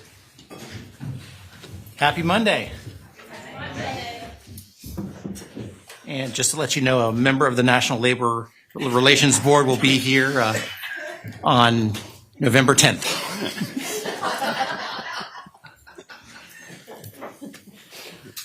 Only asking for 10 minutes? I would have held out for more. Okay. I appreciate the note, but let's go ahead and transition to while we're here. I want to confirm that while you're away, you did not discuss this case amongst yourselves. You did no investigation and you received no information. Is that all correct? And since you were last with us, have you been approached by anyone about this case? And have you seen any media coverage about this case? Okay.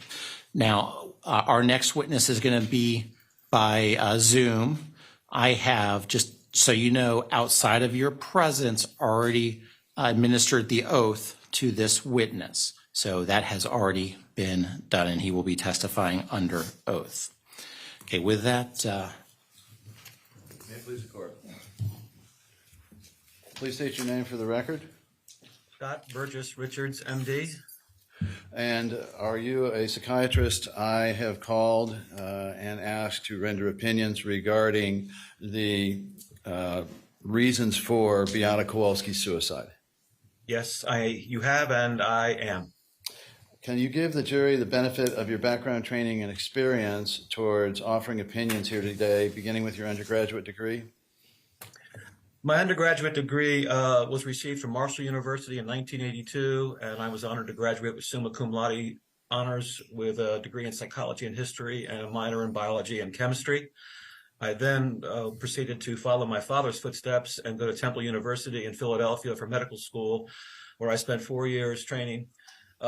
Subsequently, I decided, much against my orthopedic surgeon father's wishes, to become a psychiatrist, and subsequently enrolled at the Medical University of South Carolina for my internship, a subsequent residency in psychiatry, and during that time, I enlisted as an officer in the United States Air Force as a captain. And because of that, during my final year, I was able to complete a fellowship in eating disorders and mood disorders while being the clinical chief resident at the Institute of Psychiatry on the inpatient unit. Now, go ahead, please. Subsequently, I was serving my United States Air Force time. I spent 2 years as an active duty psychiatrist performing at March Air Force Base. And during the first Gulf War, we had a manning assistance issue. I was subsequently sent to Minot Air Force Base in North Dakota.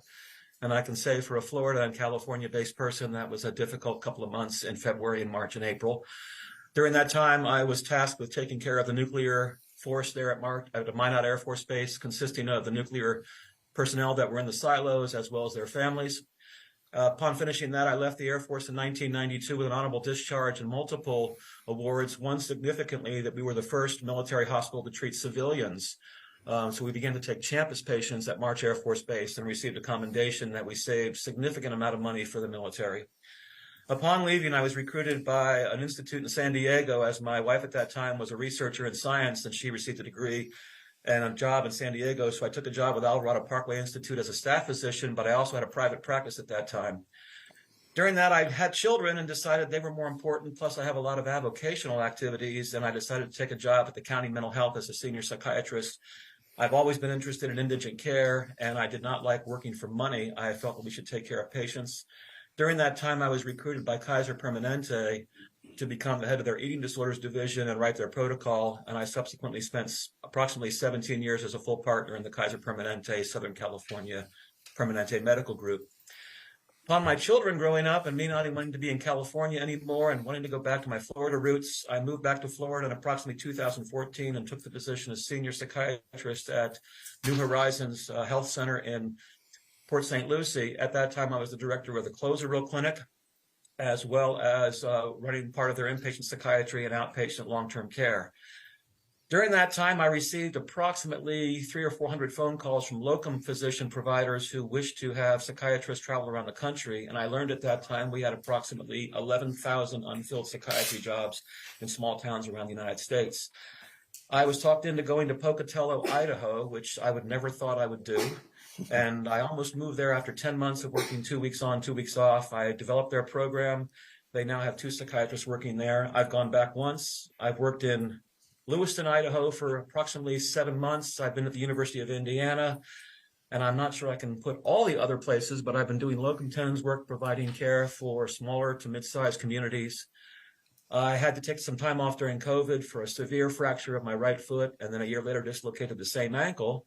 Last year, I went back and provided approximately 5 to 6 months of care at the Myrtle Beach, South Strand, and Grand Strand hospitals. And I'm waiting to take a new locum position pending the ending of this case, as I've spent a significant amount of time. And most hospitals don't want to hire somebody and then have you leave for a few weeks for testimony. So at the end of this trial, I'll be getting a new locum position, possibly in either South Carolina or here in Florida. And where do you live right now? I live in Port St. Lucie, Florida. I established a residence there approximately 9 years ago. And you and I have known each other for quite a while. We have known each other, we've known of each other for approximately 50 years. We ended up becoming fraternity brothers at Duke University, where we swam together, where I was the first 2 years of my college. Unlike you, I left after they fired our coach, and I transferred to Marshall University, where I completed my academic and athletic career and proudly became an all-conference swimmer my last year. Well, in the interim, not the interim, but after that, from time to time, have I called you and asked you to review different cases, not necessarily medical malpractice or anything like this, but a variety of cases for your acumen on medical issues? Yes, actually, I can recall, and I was just reviewing on my flight up to Pennsylvania this week. Our first call, I believe, was when I was a senior fellow and you were a young associate. You had called and asked me to review a medical record, and that established a pattern. Approximately every 2 to 3 years, if you had a case that had medical issues, you would send me the records and ask me to review the records. One thing I do want to emphasize is that we established an agreement that you would not let me know who you were defending or prosecuting. You would just send me the medical records to review, so I wouldn't have any bias. And that was very strong, in my opinion, if I was going to work with you in the future, that it needed to be a non-biased presentation. And I pride that I've continued that with you throughout the last 30 years. Now, have you, so you're licensed in which states? I am licensed fully in 6 states right now in the United States. I believe Florida, South Carolina, West Virginia, Indiana, California, and Idaho.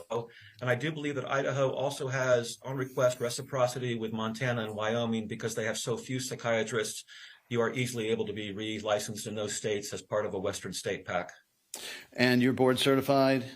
I am board certified since 1993, fully certified by the American Board of Psychiatry and Neurology, of which consists of 70% of our exams are psychiatry and 30% neurology. Neurologists would have 70% neurology and 30% psychiatry. And I understand that you are certified, you have been certified as a disability examiner by a number of different states and organizations, including the federal government and certain state governments. Yes, back during my residency, I was fortunate enough to be able to have a somewhat locum job before I joined the Air Force and started doing disability evaluations for the VA. Subsequently, when I got into my private practice, I was approached by a disability firm because they knew of my background and did approximately 500 to 700 disability evaluations over the course of approximately 7 to 10 years. So, It continued during my job at Kaiser Permanente. I would also do disability evaluations as they knew that I had done them in the past. Therefore, a number of the physicians would refer to me patients who needed disability statements or evaluations. so now, turning to the issue at hand here, if I understand it, then you have in your practice continuously had issues regarding threatened suicide, suicide ideations, unsuccessful suicides? Throughout my career, being an inpatient psychiatrist, what you tend to treat is the people who are acutely ill. And because of that, I would say approximately 30% of the patients that we admit to inpatient facilities tend to have suicidal ideation. They've had suicide attempts, and therefore I have had significant experience in addressing and assessing suicidality. I have had a few patients that I've needed to do postmortems on. I'm lucky enough to say I think I have only had 2 patients in 35 years actively commit suicide, and I will say one of them, I was away on vacation. I'm not sure I can take credit for that one. All right.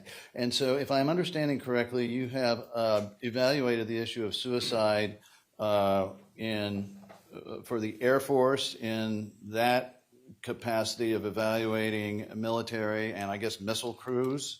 Is that right? Well, in the Air Force, when you're an inpatient psychiatrist and an outpatient, you are responsible for the mental health of all active duty personnel to make sure they are ready for action. Therefore, one of the things we do in every evaluation is to assess for potential harm to self or to others. So when someone asks about whether I evaluate for suicide, I think every psychiatrist should evaluate for suicide in every single visit. Were these guys, by the way, the guys with their fingers on the button or turning the key? Yes. For? They were in the silo with the keys on the button. There are certain things I cannot speak about because of confidentiality, but I was able to tour the silos. And yes, these are people that have high security clearance.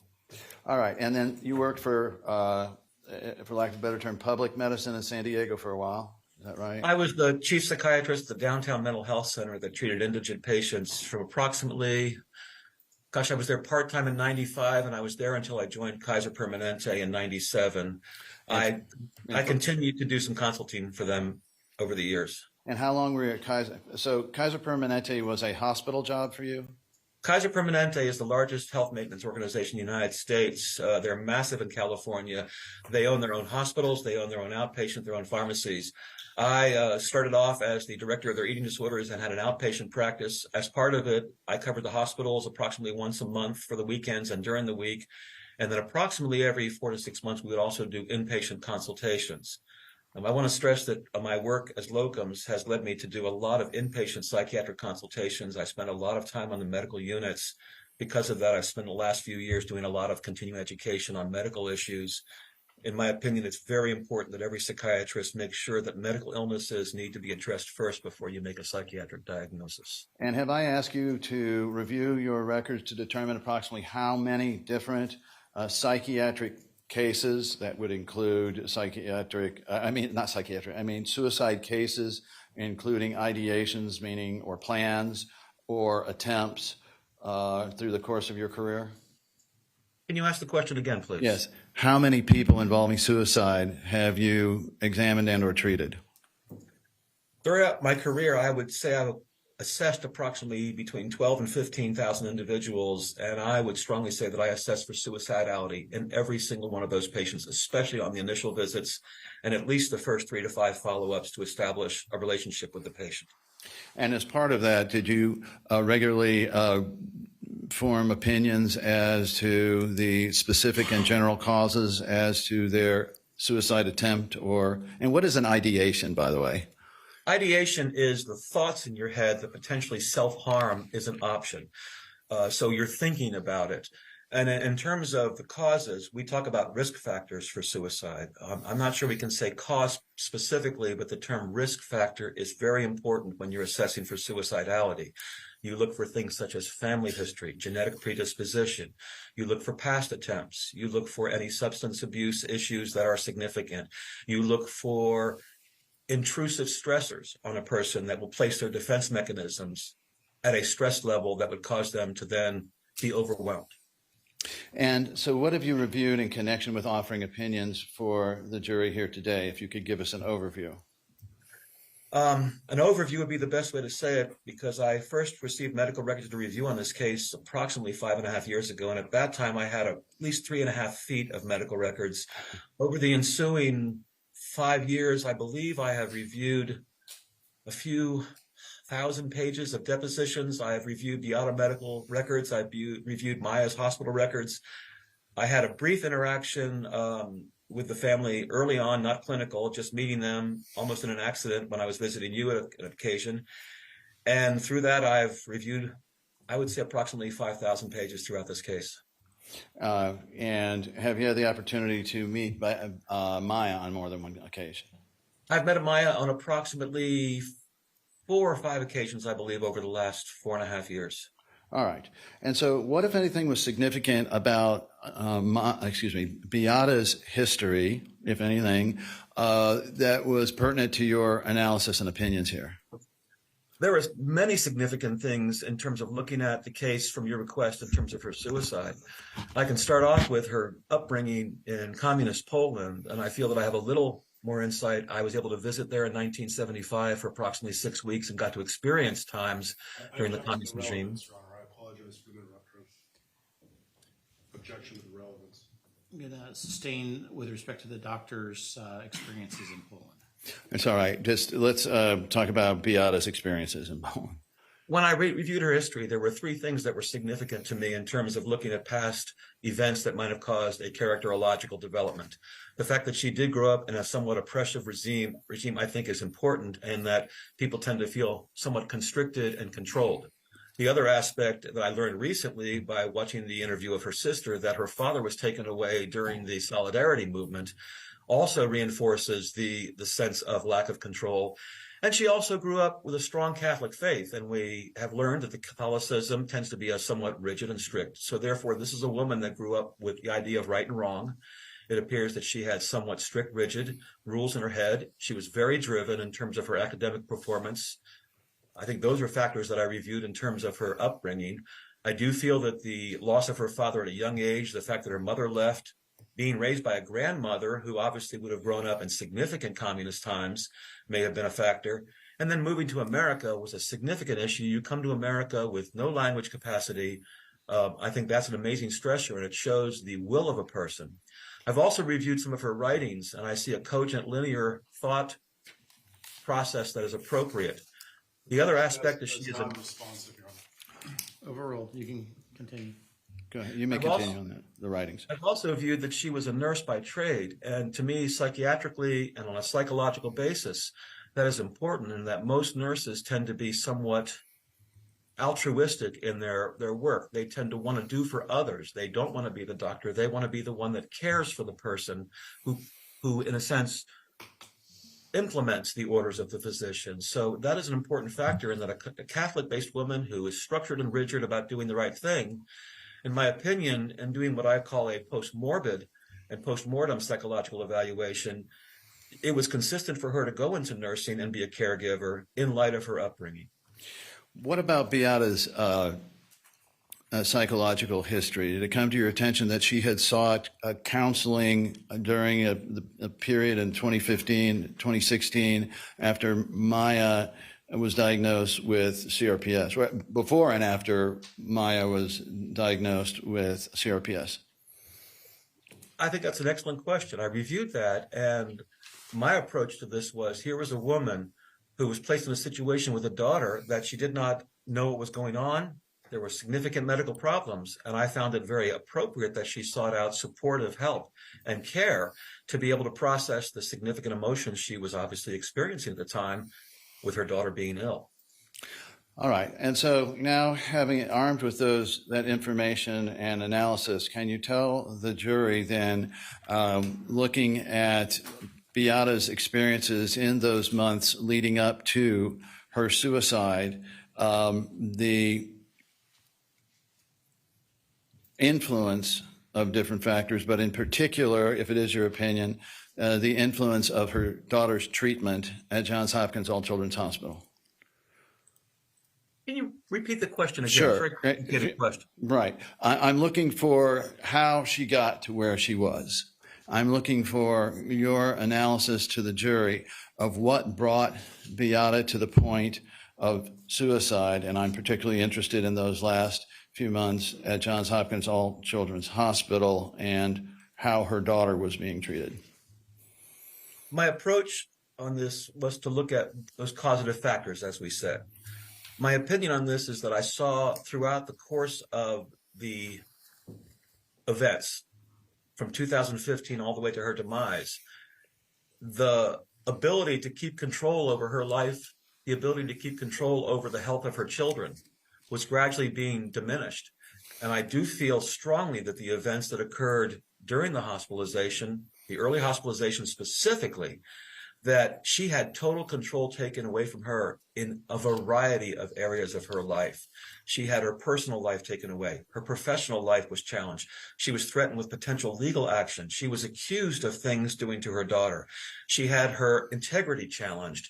She had her marital situation apparently challenged at some point by the hospital to her husband. She was unable to touch her child, see her child. She had limitations on her ability to control her world. When we lose control of life, we cling to our defense mechanisms to get some kind of control back. And in my opinion, she used every defense mechanism at her fingertips. She utilized friendships. She utilized her husband. She utilized her church. She utilized everything she could.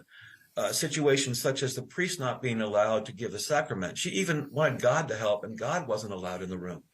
That's an overwhelming situation for someone with her religious background. I feel it got to the point that she suddenly had an impulsive behavior, and I use the term altruistic surrender. We have altruism in our life. We do things for others without wanting something back. But altruistic surrender is a different entity. It is where you do something for others without any thought of yourself, and in fact, you discount any harm to yourself. And I believe that the impulse that happened for Beata was she suddenly had the impulse of, I can do no more. I've gotten everyone in my life involved. No one can seem to help. I'm going to make a deal with God that I'm going to put myself in front of the bullet, in a sense. What we call Sophie's choice, I think in the movie, where she had an untenable decision to make, and impulsively she made the decision. I liken it to someone who is impulsively having emotions. They write an email and they hit send and they wish they wouldn't have sent it. In this case, there was no delete. We couldn't unsend the result of this impulse. All right, now, can you explain to the jury then, and assume for the purposes of this question, that Beata had knowledge of Maya's treatment there by hospital staff, in particular Kathy Beatty, and also that Maya's CRPS was becoming gradually worse over this period of time? Can you address for the jury the instincts, the mammalian, the human instincts that may have played a part here? Objection, foundation, mischaracterization, and compound. I'm going to agree on compound, and I didn't totally follow your question anyway, so. I don't think the witness did either. let me rephrase that. What, if any, effect did instinctual behavior have on Beata in this path towards a suicide? When we talk about instinctual behavior in context of this case, I think we're talking about the maternal instinct for protection. And over the course of the last few months, as you and I discussed this, I did significant amount of research on the topic of maternal instinct and was surprised to find over 50 years of both animal and human research I that's took the bolster, Your Honor. Sustained. You can just tell us from your background, just from your experience and knowledge, we can't bring up specifics of study. But go ahead. My experience and knowledge has shown that significant changes happen in the human behavior that cause the maternal instinct to be manifest. And this is shown even during pregnancy. I have seen behavioral changes, and we are documented that even aggressive changes and erratic behavior can happen when the maternal instinct kicks in. This is the tigress for the cubs type of behavior. It's actually, we see it in higher primates as well. We see it in humans, but it's in the animal kingdom everywhere. The idea of protecting your pride, Your at the offspring. expense of yourself, is common throughout the animal kingdom. And is it your opinion, to a reasonable degree of medical probability, that the maternal instinct had a significant effect on Beata impulsively taking her life? Yes, it is strongly my opinion that the maternal instinct was a significant factor in the ultimate demise of Beata Kowalski. And so leading up to this, I'm sure that we can discuss a number of different factors, but in terms of that evening on January 7th, 2017, that night, can you take the jury through the reasons why, and then I'll ask the big question, but the reasons why you believe ultimately that this was from an irresistible impulse to commit suicide? Can you phrase the question again, please? Sure. I'm talking about in those last few days, the day or even the evening leading up to Beata's suicide. Can you explain to the jury how those facts led you to a conclusion opinion, if it is your opinion, that Beata's suicide was a result of an irresistible impulse to do so? Understand. When I began to address the significant stress factors that accumulated over the period of time, I believe in the last 48 to 72 hours, Beata had exhausted every defense mechanism she possibly could. And when human beings have exhausted their defense mechanisms and they have no alternatives, the mind begins to race and impulsive thoughts begin to enter. This is usually when we see people in our emergency room when they get that way, but usually it's after the attempts have happened and we find them in the intensive care unit. In my opinion, what happened in this case is the factors in the last 24 to 72 hours of Beata Kowalski's life were so overwhelming that her defense mechanisms allowed nothing other than an impulsive behavior. And was a significant, if not major, the major part of this, learning the full extent of Kathy Beattie's treatment of her daughter? It is my very strong medical opinion that the information that a parent would learn about their child is a significant factor for Beata Kowalski's suicide. Do you have an opinion based upon your background, training, and experience, and to a reasonable medical probability, as to whether Beata Kowalski's death, her suicide, was the result of an irresistible impulse to do that on that evening? I do, and I believe it was an irresistible impulse of suicide.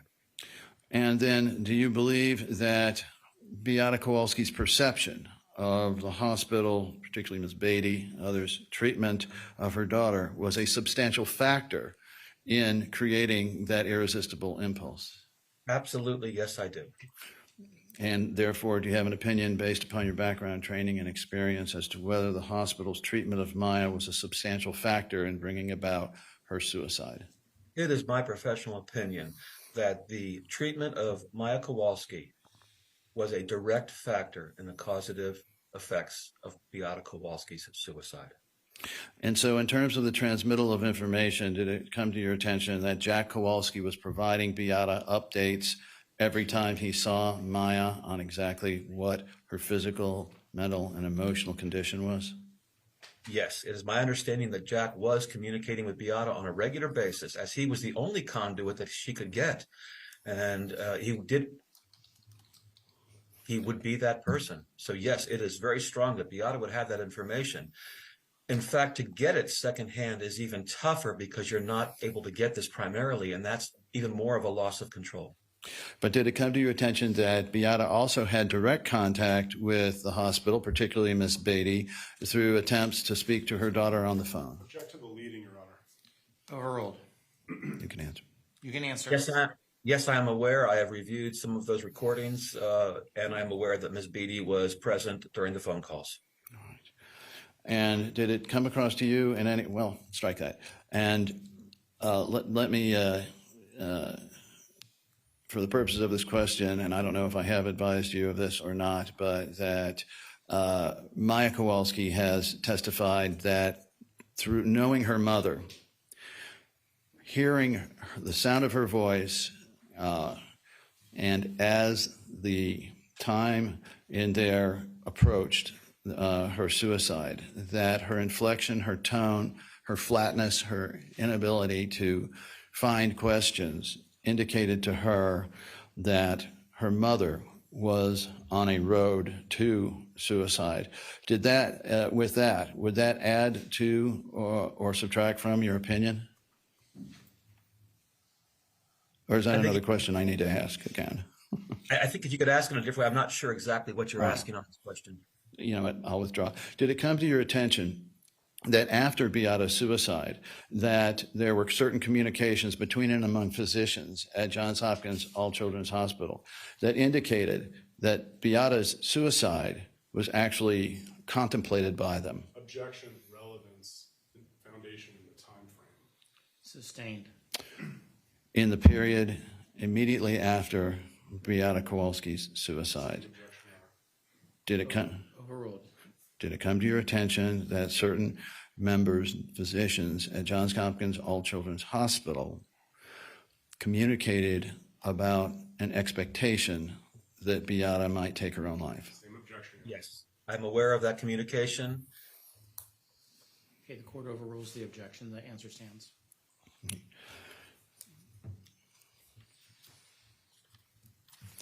Nick, do you have anything else on that? Your witness. Thank you, doctor. May it please the court. Yes, sir. Good morning, doctor. Good morning. Just to cover something I think I heard you say, you're personal friends with Mr. Anderson?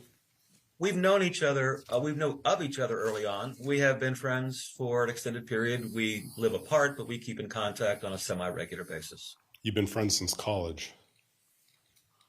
I would say more friends since after college. During college, we did not run in the same social groups at all. It was after college that he took law school near my home, and he actually became more friendly with my parents at that time, and we developed our friendship post-college. You were fraternity brothers?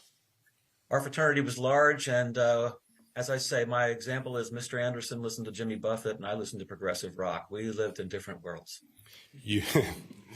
I won't comment on which one's better, but just, but in all, this is a serious issue.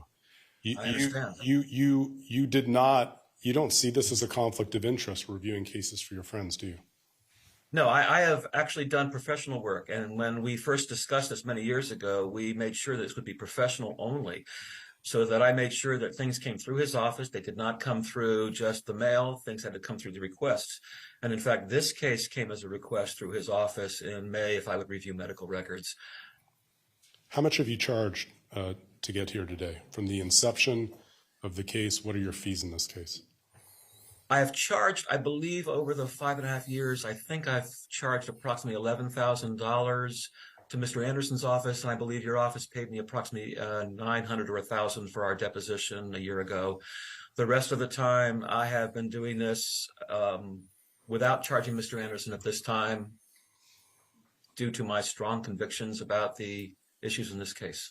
I want to talk to you a little bit. You talked about irresistible impulses, but I want to talk to you a little bit about alternatives to suicide. Okay, doctor? Mm-hmm.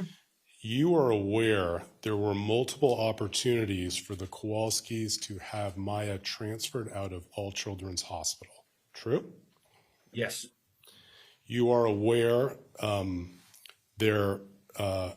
in fact, you are aware, are you not, there was a final hearing to determine the outcome of Maya Kowalski's case beginning on February 21st, 2017, where if the Kowalskis could have proved their case in the dependency court, Maya would have been sent home. True? I believe that is true. You are aware, well, let me back up, because this is very important too. The jury heard from Dr. Kirkpatrick on Wednesday that he advised Mrs. Kowalski that if Maya didn't receive his medication, Maya would die a, quote, slow, painful death at All Children's. Are you aware of that? I'm not aware of that exact statement. Okay, well, I'll represent to you that Dr. Kirkpatrick took the stand on Wednesday and told this jury that he told Beata Kowalski that if Maya didn't get the treatment that he recommended, she would die a slow, painful death. I do remember actually him saying that she had a significant higher risk, but I'm not sure I recall him saying she directly would die. Okay, well, the jury has their notes on his testimony. Are you aware that as part of Beata Kowalski's suicide note, she specifically quoted him that the failure to get his treatment worried her that Maya was going to die a slow, painful death? You're aware of that, true? Yes. Yes, I am. And you're aware Dr. Kirkpatrick was wrong, correct? Objection. I'm not sure I can answer that question. Sustained.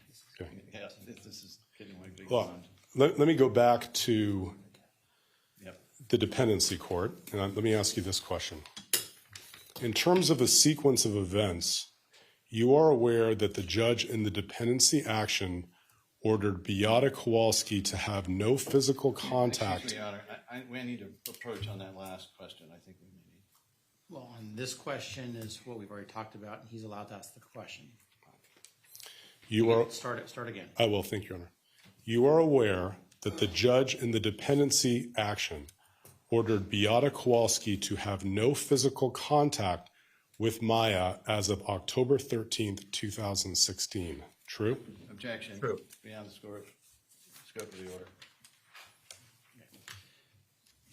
And members of the jury, I just, again, want to let you know, before this trial is over, I'm going to give you an instruction about the timing relative to contact and when it was and was not allowed and all that. You will get that before you deliberate. So just to let you know, that is coming. Okay. You may continue. Yeah, and just to make sure the jury understood that, you are aware of that, correct, Doctor? Yes.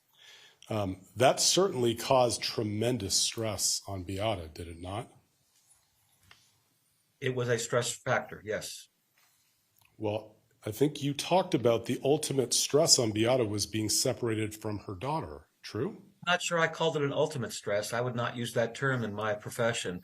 I'm not sure anything is an ultimate stress. Stressors are individual, which can be perceived differently by individuals. So I would never use the term ultimate stress.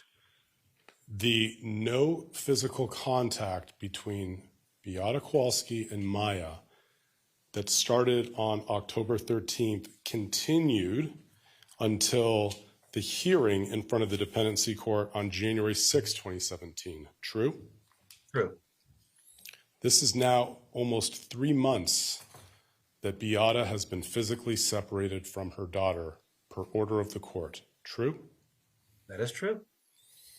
You are aware, are you not, Doctor, that at that hearing, the judge denied Beata the opportunity to hug her daughter. True? True. So for this period of separation, Beata was unable to touch and see her daughter in person. True? True. And within 48 hours of that, Beata took her life. True? True. And she took her life to end the separation of Maya from her family. That was her motivation, to get Maya home. That's what you just told this jury. True? It was one of the factors in her suicide. It was what you described earlier to me as an altruistic surrender to bring Maya home. True? True. One moment, Your Honor.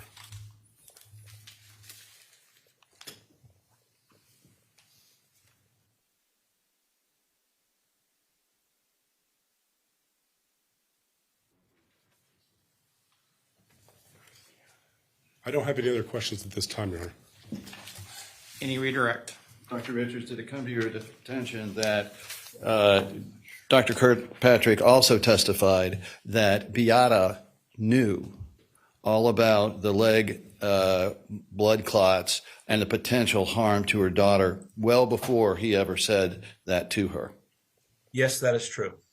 And that, in fact, she brought up the topic of how long and what the threat was, not so much how long, but what the threat was to Maya Kowalski if her physical state got to the point where she could not hold herself up and basically had to lay in bed. That is true. And is that, in fact, a danger, by the way, for children and adults in that situation? Objection outside scope foundation. Sustained. All right, we'll move on from that. Also, in terms of Beata's suicide, then there were multiple different, if you will, factors involved. Yes, The majority of those factors came from Johns Hopkins. Is that true? absolutely true. Anything further, Mr. Shapiro? One moment.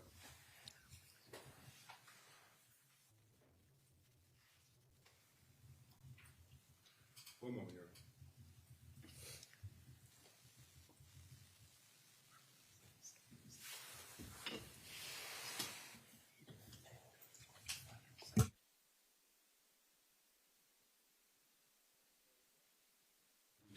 Okay, don't go anywhere, Dr. Richards. Members of the jury, the jury has an opportunity to ask questions, and so they're writing out their questions. So just give us a couple moments. Thank you, Your Honor.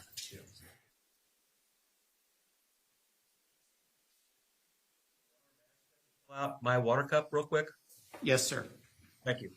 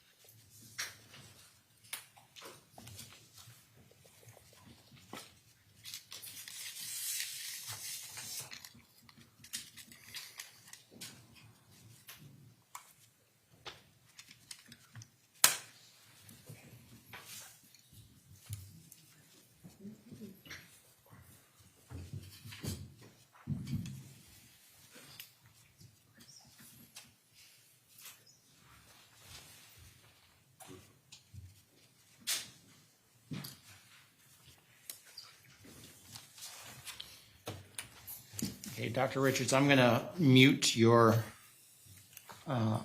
audio feed. Okay.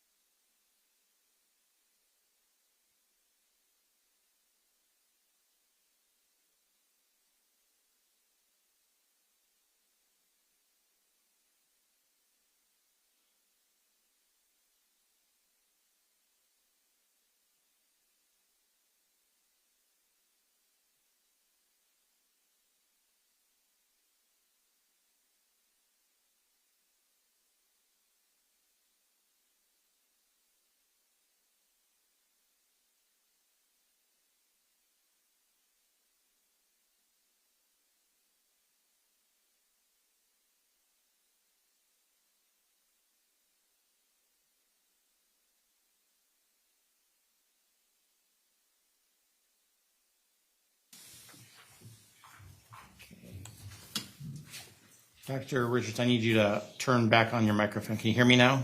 Are we working okay? Yes, can you hear me? Fine. Okay, great.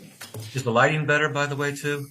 Perfect, thank you. Worked on it a lot in between, so We'll make a lighting director out of you yet. oh, don't go too far. The first question from the jury. Do you believe that Miss Beatty's interference in the phone calls was one of the leading causes for the breakdown of Beata Kowalski's sense of control? Absolutely. Next question. In your testimony during cross-examination by the defense, you stated that you were aware that there was an opportunity for Beata and Jack Kowalski to transfer Maya out of Johns Hopkins All Children's Hospital. Do you know why that transfer/release opportunity or opportunities were not accepted? Yes, I do know. Okay, here's the next question. If you knew why Beata refused the transfer, was the transfer diagnosis a contributing factor to Beata's suicide? Absolutely. Okay, Mr. Anderson, do you have follow-up questions?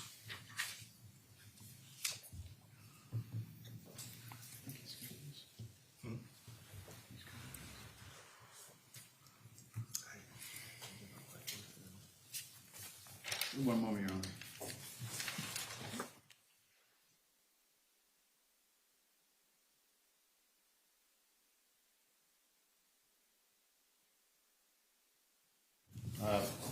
One last question. Having heard all of the questions here, where am I? Used to going over there. Having heard Johns Hopkins' questions, do you stand by your opinion that Johns Hopkins and Ms. Beatty's maltreatment of Maya was a substantial factor in Beata's suicide? Yes, absolutely. Thank you. Briefly, Your Honor. Mr. Shapiro. Regarding the interference in phone calls, certainly if it was not Kathy Betty's voice on the phone, she would not be a factor in the interference. True? Please ask the question again. I'm not sure what you're asking. Well, I'm trying to ask you whether you know whether that was actually Kathy Betty's voice on the phone conducting the so-called interference. Do you know? Objection when? Incomplete. Which call? On any of the calls. I'm not a vocal expert. I was given the calls stating that this was the voices of individual people, but I'm not somebody who goes out and does the work to determine that it's someone's voice.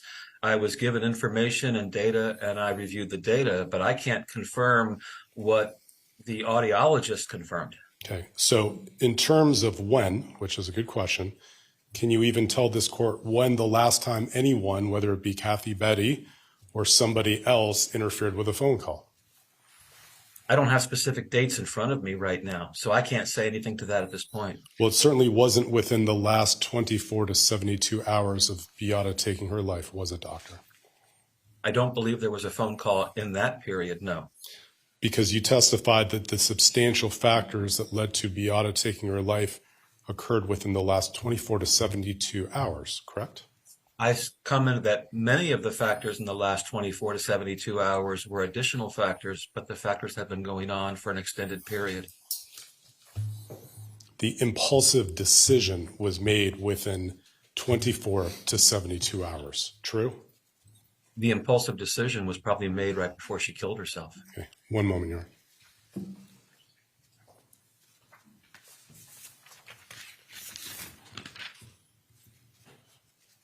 And just so we're clear, the altruistic act to bring Maya home was to end Maya's separation from her family. True? False. It's an altruistic surrender act, not an altruistic act. Sorry, the altruistic surrender act was done by Beata to end Maya's separation from her family. True? False. I believe that Beata's suicide was an attempt to take out her as a factor in leading to it, but I don't believe it was intentionally to bring Maya home specifically. I believe it was, I need to get Maya home with her family. Therefore, saying that it was the only factor, I believe that she knew that she had completed every defense mechanism that she could do to get her child safe. You don't go to the hospital to get better, you go home to get better. She committed suicide as the last act to end the separation. That's what you're telling us. No. I'm telling you that she committed the suicide to rescue her child. From the separation at the hospital. From the maltreatment at the hospital. The ultimate decision was to bring her home. The decision was to end her life to get her daughter safe. One moment here. Safe at home. True? Get her daughter safe. At She home. wanted to get her out of the environment that was causing her the pain. Nothing further, Your Honor. Anything further? Nothing further, Your Honor. Members of the jury, anything further? I've got another jury question coming.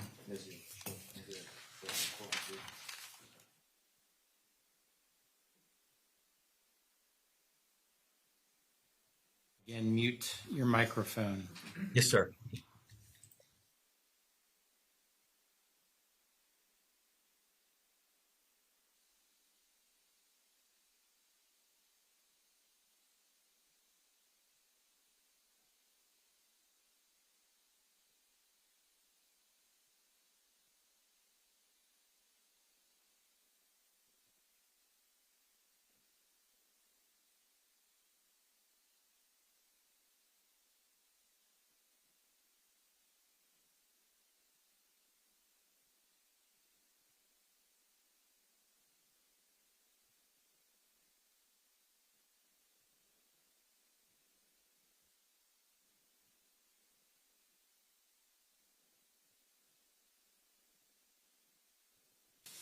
Okay, doctor. Oh, I need to reopen the microphones again. Can you hear me at this point now? I can hear you fine. Can you hear me again? Yes, absolutely. The next question from the jury. Whether it was Kathy Beatty or someone else at the hospital interrupting the phone calls between Beata and Maya, did the interruptions of the phone calls still play a factor in her death? Absolutely. Yes. Plaintiffs, anything further? No, Your Honor. Defense, anything further? No, thank you, Your Honor. May this witness be excused. Thank you, Your Honor. For now, Judge, but I still keep you under subpoena for possible rebuttal. Okay, so Dr. Richards, at this point in time, you're free to go today, but it's possible that the lawyers might call you back at some point before the trial's over, okay? And I will be back in Florida for that, Your Honor. Okay, thank you very much. Have a safe flight back. Thank you, sir. Okay. And I'm putting him, so Dr. Richards is out of our, can I see the lawyers for just a moment, please?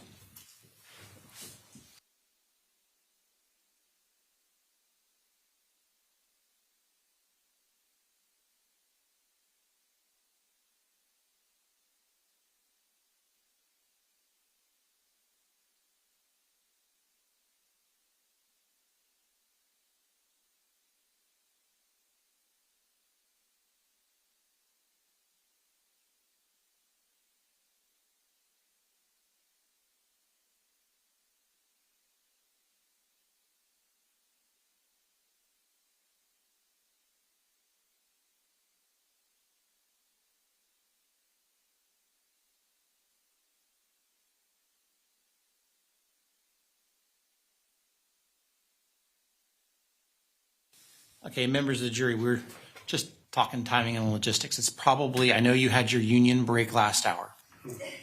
I'm giving you a non-union break. Let's keep it to 10 minutes. Do not discuss this case amongst yourselves. Do not do any investigation and receive no information. All rise. Jurors exit.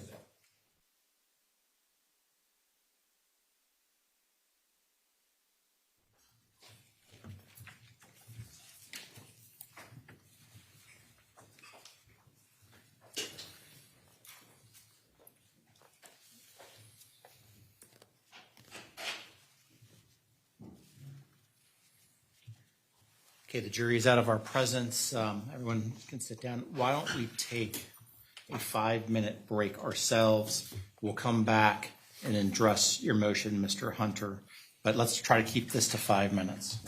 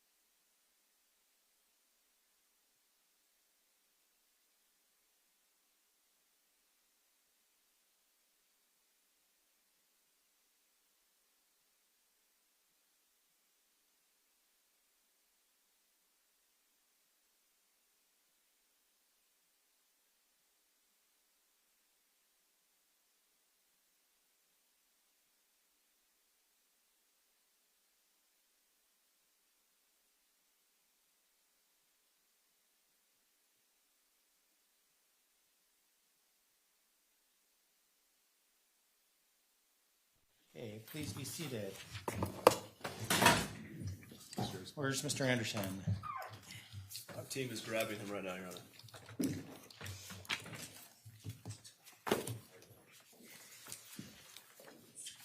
Judge, I did notice Miss Salisbury in the hallway. I'm just confirming, they've told us they're not calling her.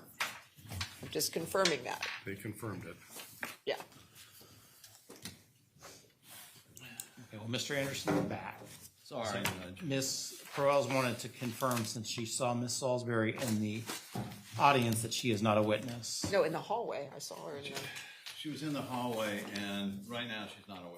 Right. I mean, I'm probably gonna bring her back to rebuttal, but Well, for now. But for today, she's not a witness today. I'm not planning to call her today. okay. We do have other courtrooms going on that, you know, she might actually be here for other I'm gonna things. say no, but okay.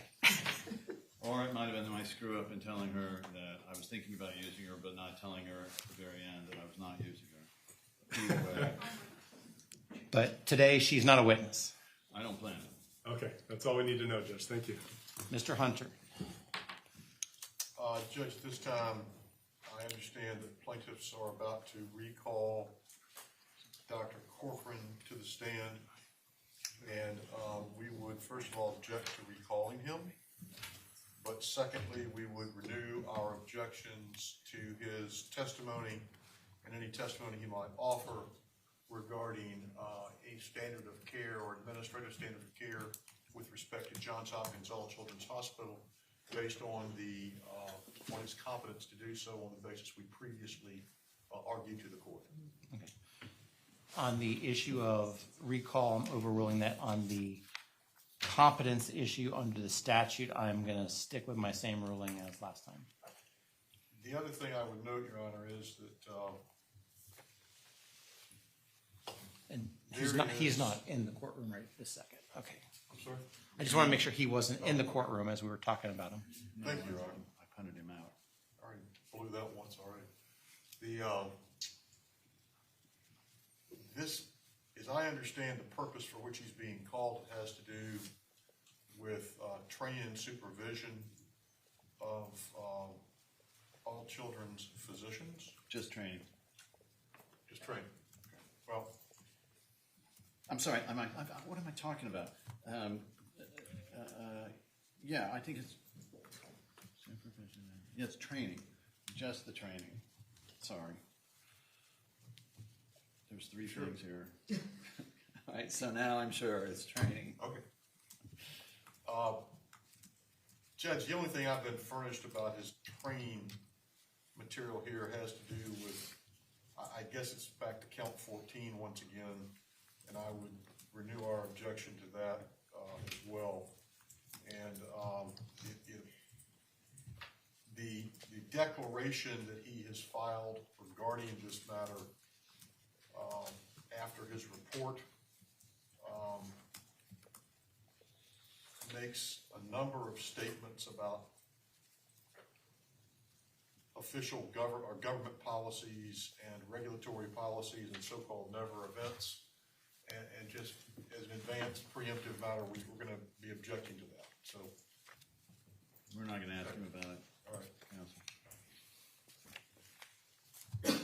very well. So there's nothing for me to do? You've already done it. Okay. Any other issue we need to address before we, Yes, I'm sorry. Yes, Judge, I spoke with Mr. Whitney about this. When they played Dr. Newberger, they inadvertently left out, I don't know if I could do math, 16 lines, and they indicated I could just read that in. or did you just want to play the video clip? No, I don't want to do that. It's just literally 16 lines, Judge. I'll just read the question and answer if that's all right. And are we doing that in the plaintiff's case in Yes, chief? that's my understanding, because they left it out. I mean, if I left stuff out, We offered to role play again too, but she didn't want that. Well, Yeah. I didn't bring the wigs today. no wigs No, available, no. and so. I'll play both parts. I did have a thought that I should just get everybody wigs, and one day we just all have wigs as the jury comes out. We could all be They barristers. did that down in Miami several years. They had everybody come in robes and wigs and the whole 9 yards. It's a bit much for Miami in August, but And one further issue is we have sent over an additional line out of Sally Smith's deposition that we're prepared to play it. We could read it. We'd prefer to play it. And we sent that over to the defense counsel yesterday. Judge, we object to that. I mean, first of all, it's something that was previously designated, apparently. They're not saying they forgot to play it. They're saying they're adding a designations, and it comes after a section that puts the comment in context, and they're not playing that section because it has to do with her role of being called in as the investigator. So they want to play this snippet out of context, and the context is not coming in. Well, I would need to see the deposition plus the context. Can we play so they've objected to both the singular question, and then when you offer to play the context, they object to having the context. So we're between it. So can we play the clip for the court? Do you want us to put Corkrin on and do it for I think of the transcript would be. I would like to see the transcript so I can read, what happened before. And let's get Dr. Corkrin. All right. And I can take transcript with me to lunch, and I'll look at it and make an assessment at lunch. Okay. Very good. We're ready. do we know how long this is going to be? How long Corkrin's going to be? Yeah. Very brief. He's got 1, 2. I'm not going to go back through background training experience. 1, 2, 3, 4 questions. Okay. They're long questions, but they're So what we're going to do, we'll do Corkrin. We're then going to role play Newberger. We will then take a lunch. I'll decide on the Dr. Smith thing. If we allow it in, you'll do that immediately after lunch, and then you're rested. Is that? I want to call Jack Kowalski just to confirm that one question about whether he told Beata about the divorce comment from Beatty. That's it. Then we rest. So can we do that before we go to lunch? Sure. Okay. Yes. So do Newberger, then that one. How many times is that? I'm sorry, Your Honor. Go ahead. We'll do that one question from Jack Kowalski, take lunch, then we'll make the ruling on Sally Smith, and then you're rested. Yes. Okay. Where'd Mr. Whitney go? I think he was trying to find a witness. Well, can I bring in the jury while we are Certainly can. trying to find the location? Okay. Might be up to you, Miss Lawrence. Me again, yeah.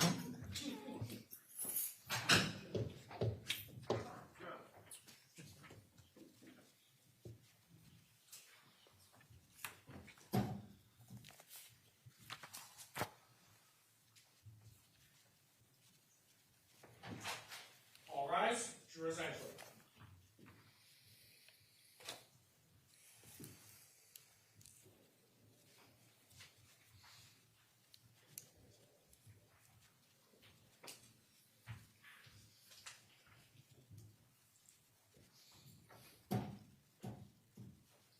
Okay, welcome back, members of the jury. I want to confirm, while you're away, you did not discuss this case amongst yourselves, you did not do any investigation, and you received no information. Is that all correct?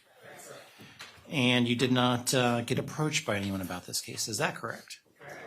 And that you have not seen any media coverage on that last break. Is that correct? Okay, plaintiffs, call your next witness, please. Plaintiff's call, Dr. Joe Corkrin.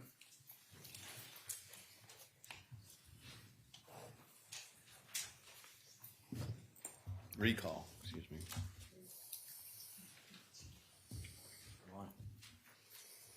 You solemnly swear or affirm the testimony you're about to give will be the truth, the whole truth, and nothing but the truth. I do.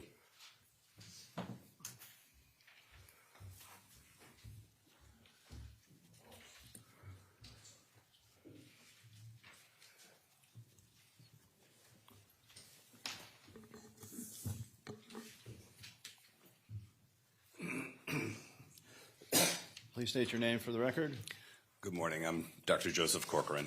I was going to say, you remained a doctor over the past 5 days since the last time we asked. Yes, sir. Okay. And we'll forego the background training experience jury's already heard. Last time we discussed your opinions as to training of staff, and I'd like to ask you a question now regarding training of physicians. So first now, if you could, to remind the jury, what were your concerns in terms of the setup of Johns Hopkins reporting system and the needs that the enhanced needs for training in that setup? Objection, Your Honor. All due respect, I don't understand the question. I think you need to. I'm asking a lot of those today. Can you tell the jury, based on your investigation, what, if any, training needs arose as a result of the system you described when you last testified? Objection, Foundation. Overruled. So, as I proposed last week, there was a lack of system-wide approach to quality assurance and performance improvement. That put, by design, the responsibility for quality assurance and performance improvement at the division level. There were 15 divisions, for instance, that reported up to Dr. Napolitano as the chair of the pediatric department. Okay, so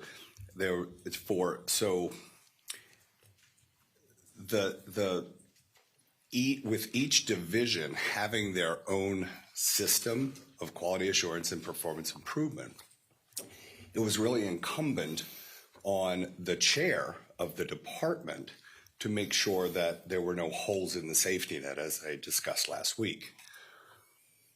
So, as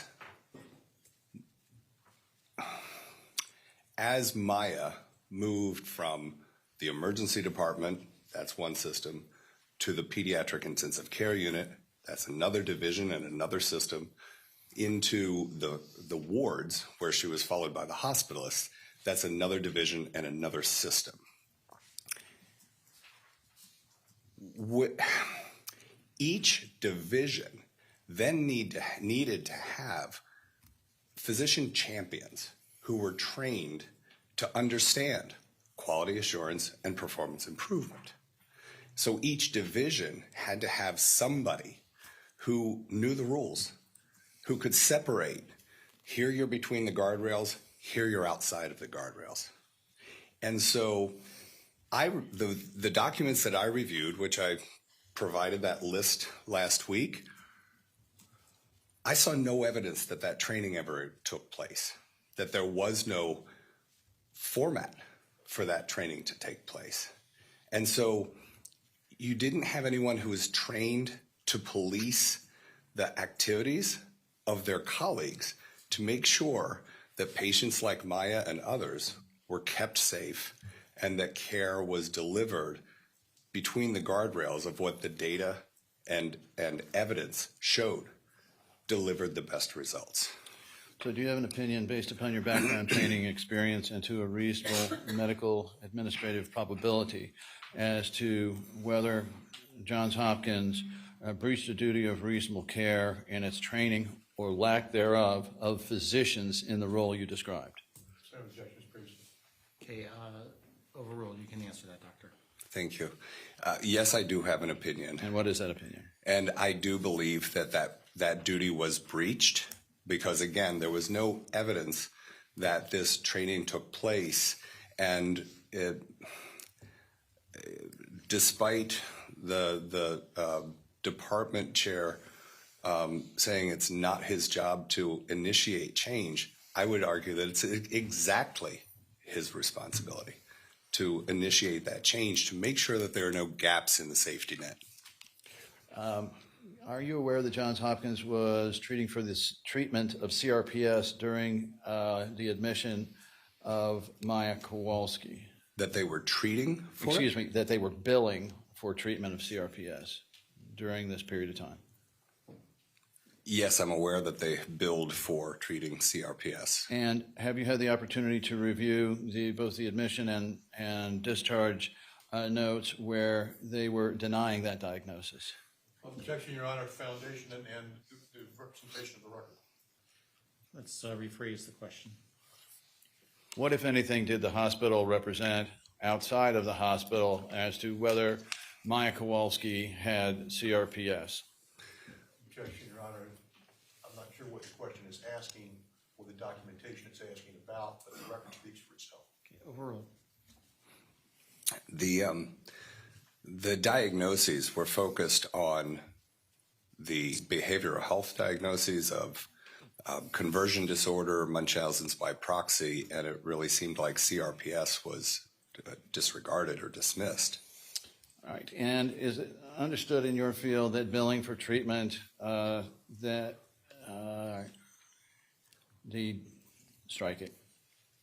Is it understood in your field that billing for treatment will ultimately result in some financial obligations of the patient or family, even in the event they have health insurance? Objection, Your Honor. It's compound, and I frankly don't understand it. Outside the scope of his expertise as well. It seems a little bit far, so I'm going to sustain the objection. All right. Nick? Okay. One moment, Judge.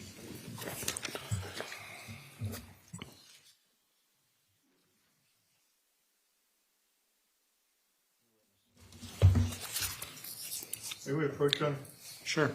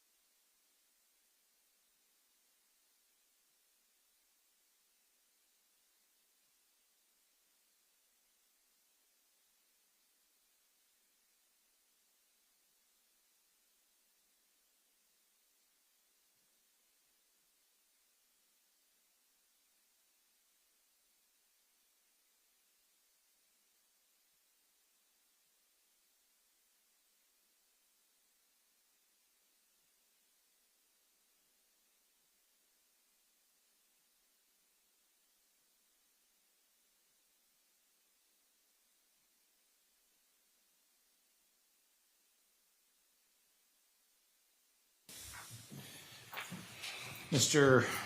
Hunter, you may proceed if you have any questions. Just a couple, Your Honor. Morning, Dr. Good morning, Mr. Hunter. When did you find out you'd be joining us again? It was sometime over the weekend. Oh, okay. So sometime over the weekend, you were called and told that you were needed again, and so you got down here Monday morning? Yes, sir. Okay. How much is Mr. Anderson's firm paying you to appear here? Sir, as I discussed in my deposition, I've never not once discussed compensation as an issue. I see. So you can decide how much when it's all over and see the results? Sir, as I told you in my deposition, that's not why I'm doing this. Okay.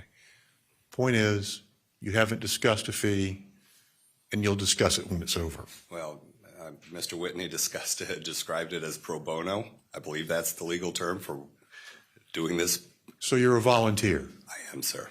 You're a volunteer who wants to help? Yes, sir. Okay. You're not even under subpoena? I'm sorry? You're not even under subpoena? I believe I actually am. Okay. Under subpoena. But you came down here on less than 48 hours' notice to help out again, right? Yes, sir. Okay. Let's talk about what you were given regarding this issue of physician training. Were you given any physician's personnel files? I don't believe I don't have my documents today that you took a look at on Wednesday. Well, I just happen to have it right here. I can look at it. I don't believe that any physician personnel files are on the list. Your Honor, please, I'm sorry. You may proceed. Thank you, sir. So you weren't given any physician personnel files. Were you given any physician files regarding their continuing medical education? Oh, no, sir. Okay. And those files are commonly kept by hospitals that employ physicians, aren't they? Of employed physicians, yes, sir. And they also are kept by medical staff offices regarding physicians who are on medical staff, aren't they? Certainly around CME, yes, sir. Okay. So it would have been easy for you, with your experience, to find out what CME these doctors have had, right? Yes. You just had to ask. Can he answer? Yes. However, the type of training that they would require for understanding their responsibilities would be more at the hospital and division and department level. Exactly. It would be at what's called the in-service level, wouldn't it? That's a common term, sure. Okay. And commonly, when hospitals have in-service education for their staff and for their physicians, they arrange to get CE credit for it, correct? Sometimes, but not always. No, sir. But you could find that out by asking, couldn't you? Well, given that there was no evidence that that was taking place, it would be hard to imagine who I would ask for that information. But you didn't ask anybody, did you? Hang on, can he please be allowed to answer the question?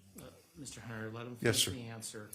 But again, Mr. Hunter, a lot of that education takes place outside of in-service. For instance, when I talked about improving our performance on sepsis, most of the training that we did with our physician champions that helped us cut that mortality rate in nearly in half, that took place in small groups that was not part of continuing education. It was not part of in-service. It was project specific. But it was also frequently noted in personnel records, wasn't it?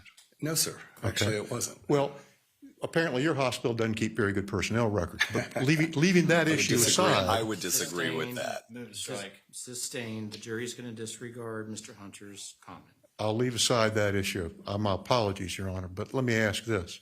You've told the jury you didn't have any evidence of that. Did you ask the question? Not over the weekend, no, sir. You never ask it, did you? Not over the weekend, no, Well, sir. did you ask it before the weekend? I was asked about this over the weekend, sir, so not over the weekend. So the first time all this came up was over the weekend? Kind of an afterthought? Well, again, the review of the documents has been an ongoing part of my involvement in the case, and I just got involved in the spring, not 5 years ago as you were. But the review of the documents began long before then. Okay. Well, my question to you is, you've told the jury you don't have evidence of certain things. Have you ever asked what evidence existed of the training level of the doctors who were involved in this case? Have you ever asked that question? Again, sir, I was asked about this specific question over the weekend. Okay. No, I did not ask anybody over the weekend. Okay. You've never had the chance. I never asked anybody over the weekend.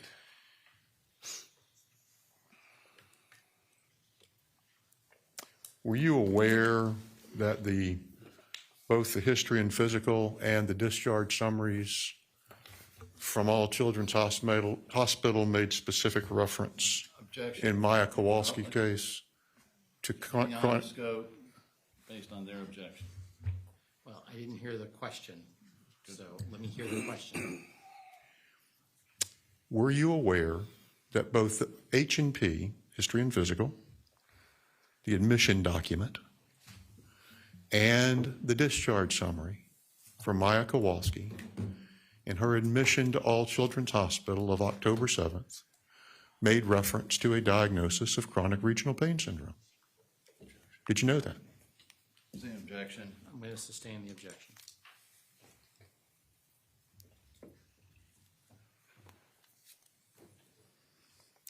Okay.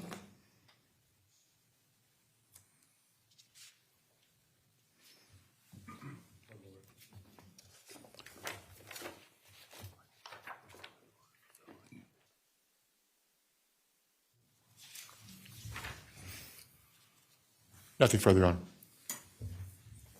And anything further, Mr. Anderson?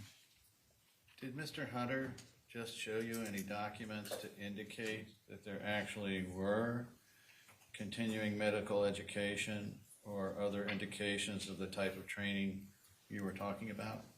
No, sir, that's not on the one document that he shared. Anything else, Mr. Hunter? No, Your Honor. Members of the jury, do any of you have got a couple of hands?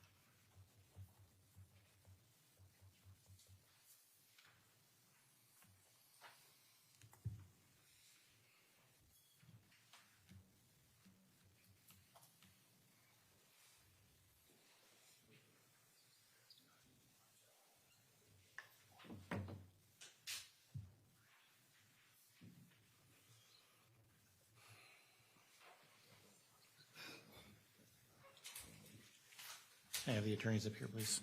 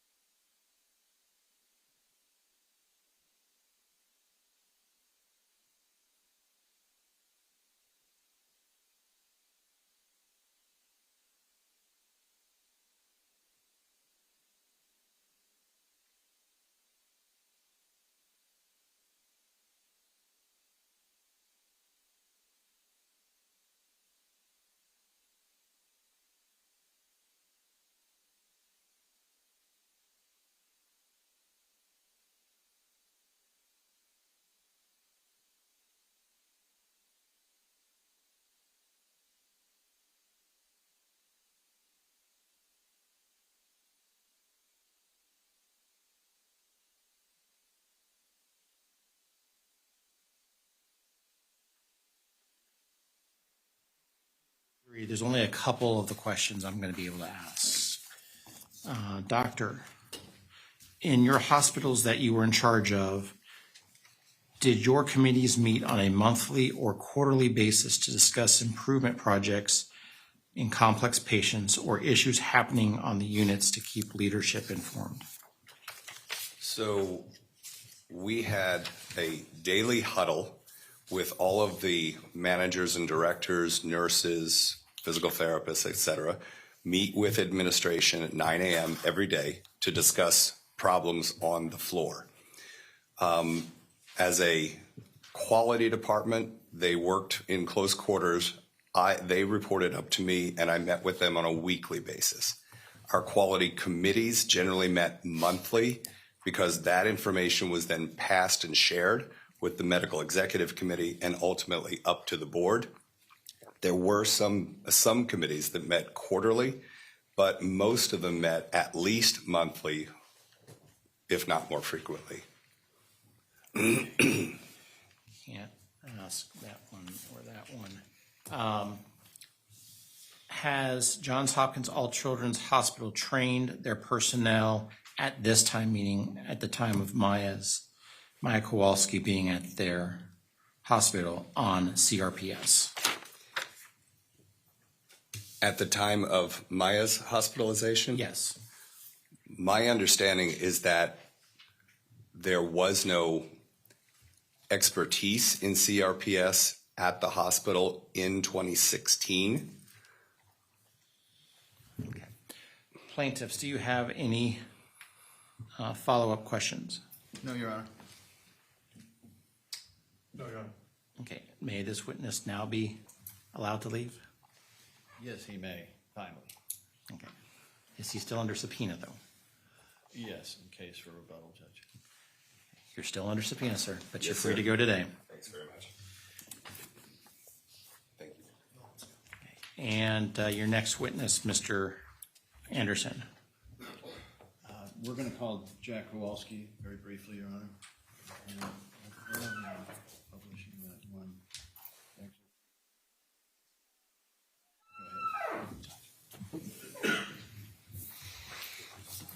You solemnly swear or affirm the testimony you're about to give is the truth, the whole truth, and nothing but the truth. I do.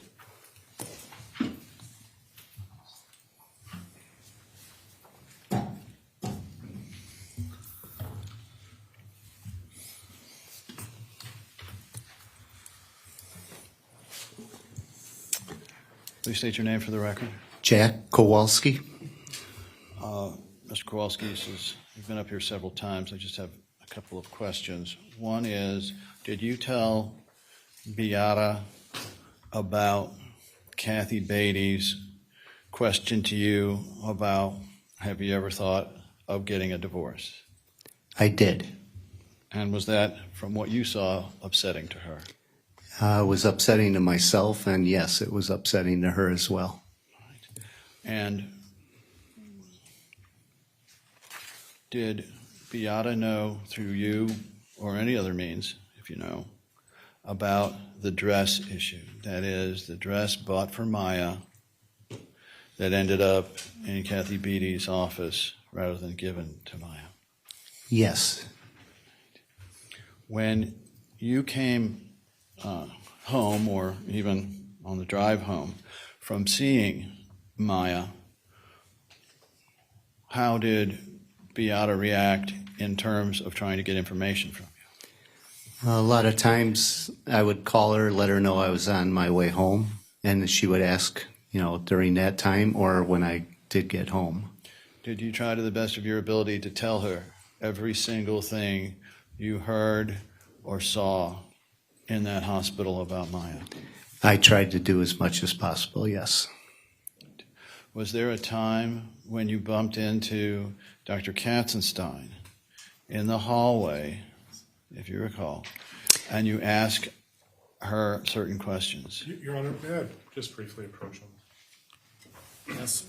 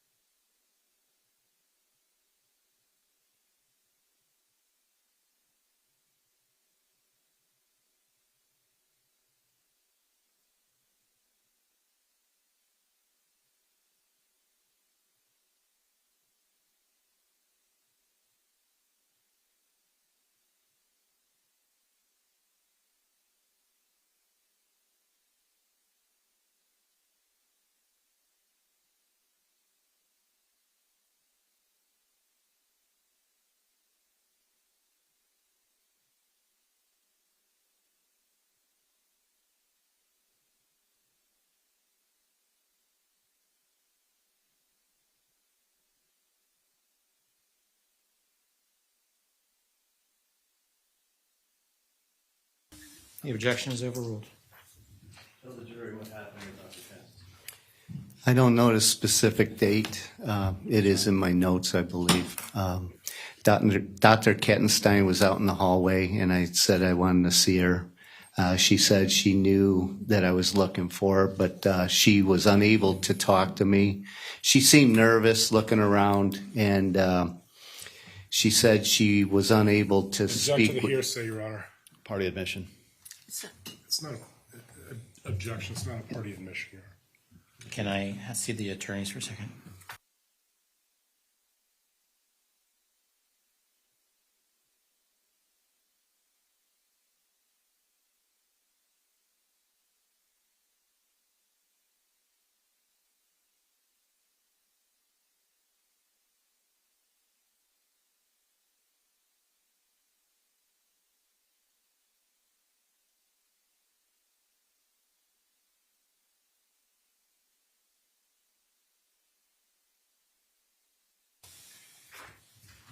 Okay, you may proceed, Mr. Anderson. Overruled. Yes, overruled. You can continue to answer the I'm question. getting to learn this. She stated that she was unable to speak with me.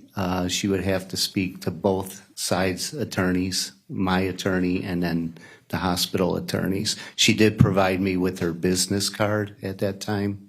What, if anything, did she say about risk management? She stated, I honestly don't know word for word, it's in my notes, but she just basically said she shouldn't be talking to me at that time. Because? Because of just, she had to speak with both sides, the attorneys. I honestly don't know exactly how it was said. No further questions, Your Honor. Nothing, Your Honor. Thank you very much. Okay, members of the jury, do you have any questions? Seeing none, sir, you can go ahead of us. Thank you. Members of the jury, I'm looking at the time, and it looks like this is probably a good time for lunch. So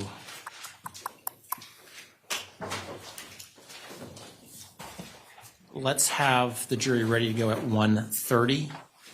Okay. Enjoy your lunch. Please do not discuss this case amongst yourselves. Do not do any investigation and receive no information. All rise. Jurors exited.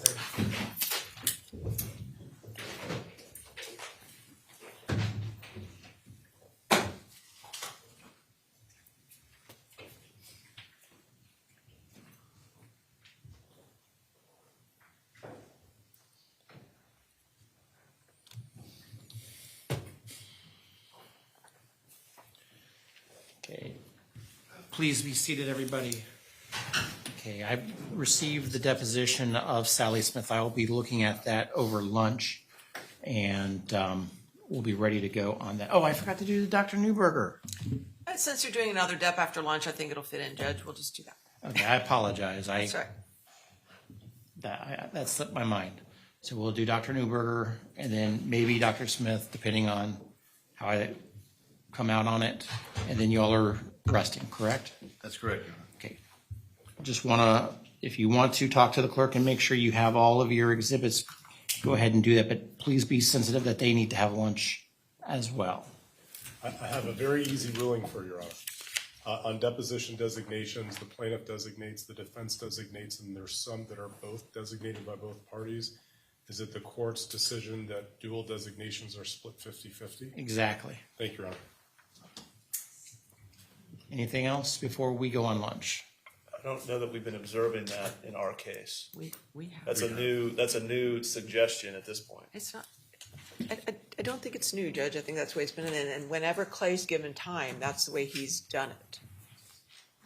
So, I actually don't think there was a lot of green in those other depths, but if you want to revisit it. Okay, well, we're not doing it right this second. Okay. Let's put it that way.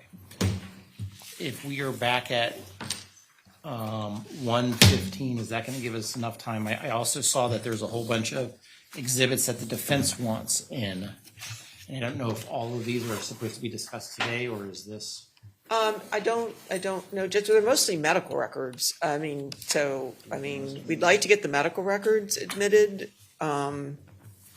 They objected that we didn't designate certain pages, but they're medical records. We're putting the whole medical record I in. guess what I'm asking is 15 minutes enough from us coming back from lunch, or do we need 30 minutes and we shave off time of your lunch? That's what I'm asking. Judge, I think we can take those up tomorrow morning. I mean, this, technically, our case. I don't know, started we this, want so- Dr. Behar, please. Posey, where's she? I know, but we're not going to, Okay, no.